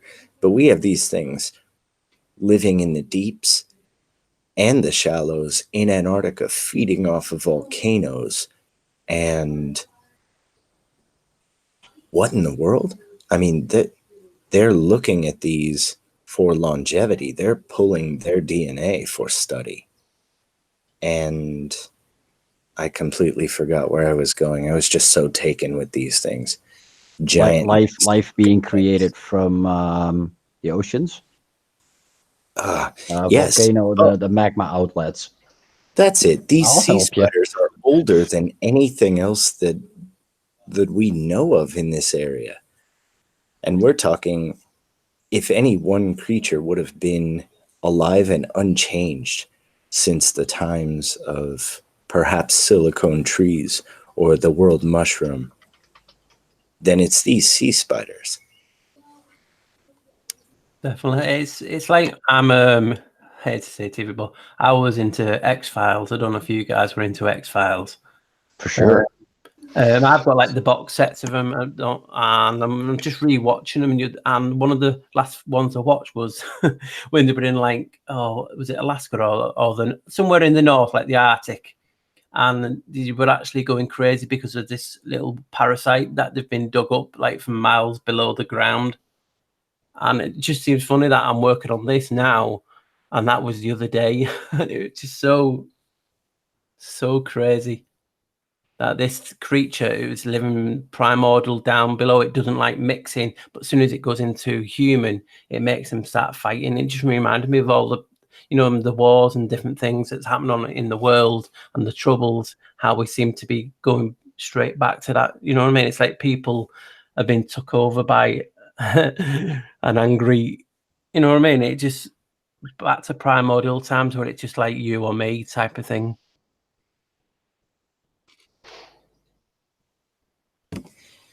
It's so funny too that I would agree with that, but it doesn't even make these type of things nefarious either. It just means that whatever we are completely unequipped to deal with them, and they know exactly. They are designed, engineered, so that when they come into contact, they are dominant. Maybe because from a genetic standpoint, they're more fluid, simpler and more effective, and we've been pigeonholed into our mimetic race. Like, we're the only mammals without claws.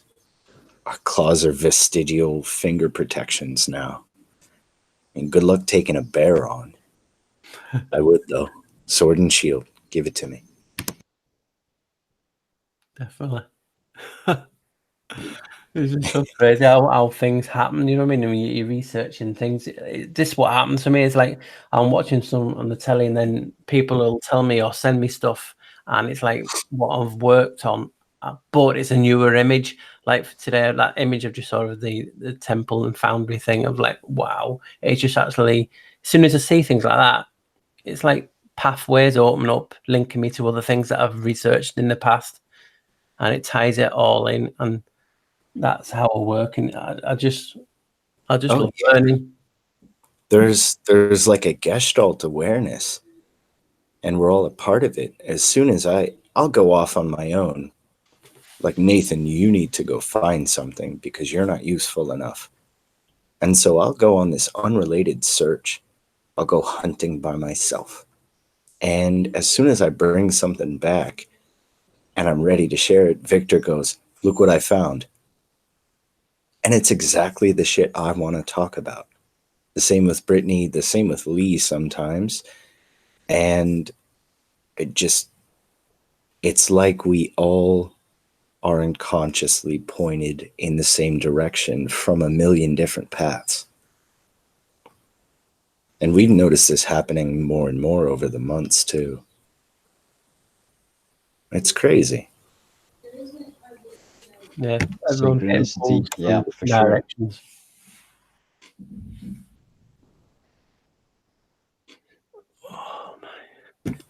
Well, guys, I think it's time for me.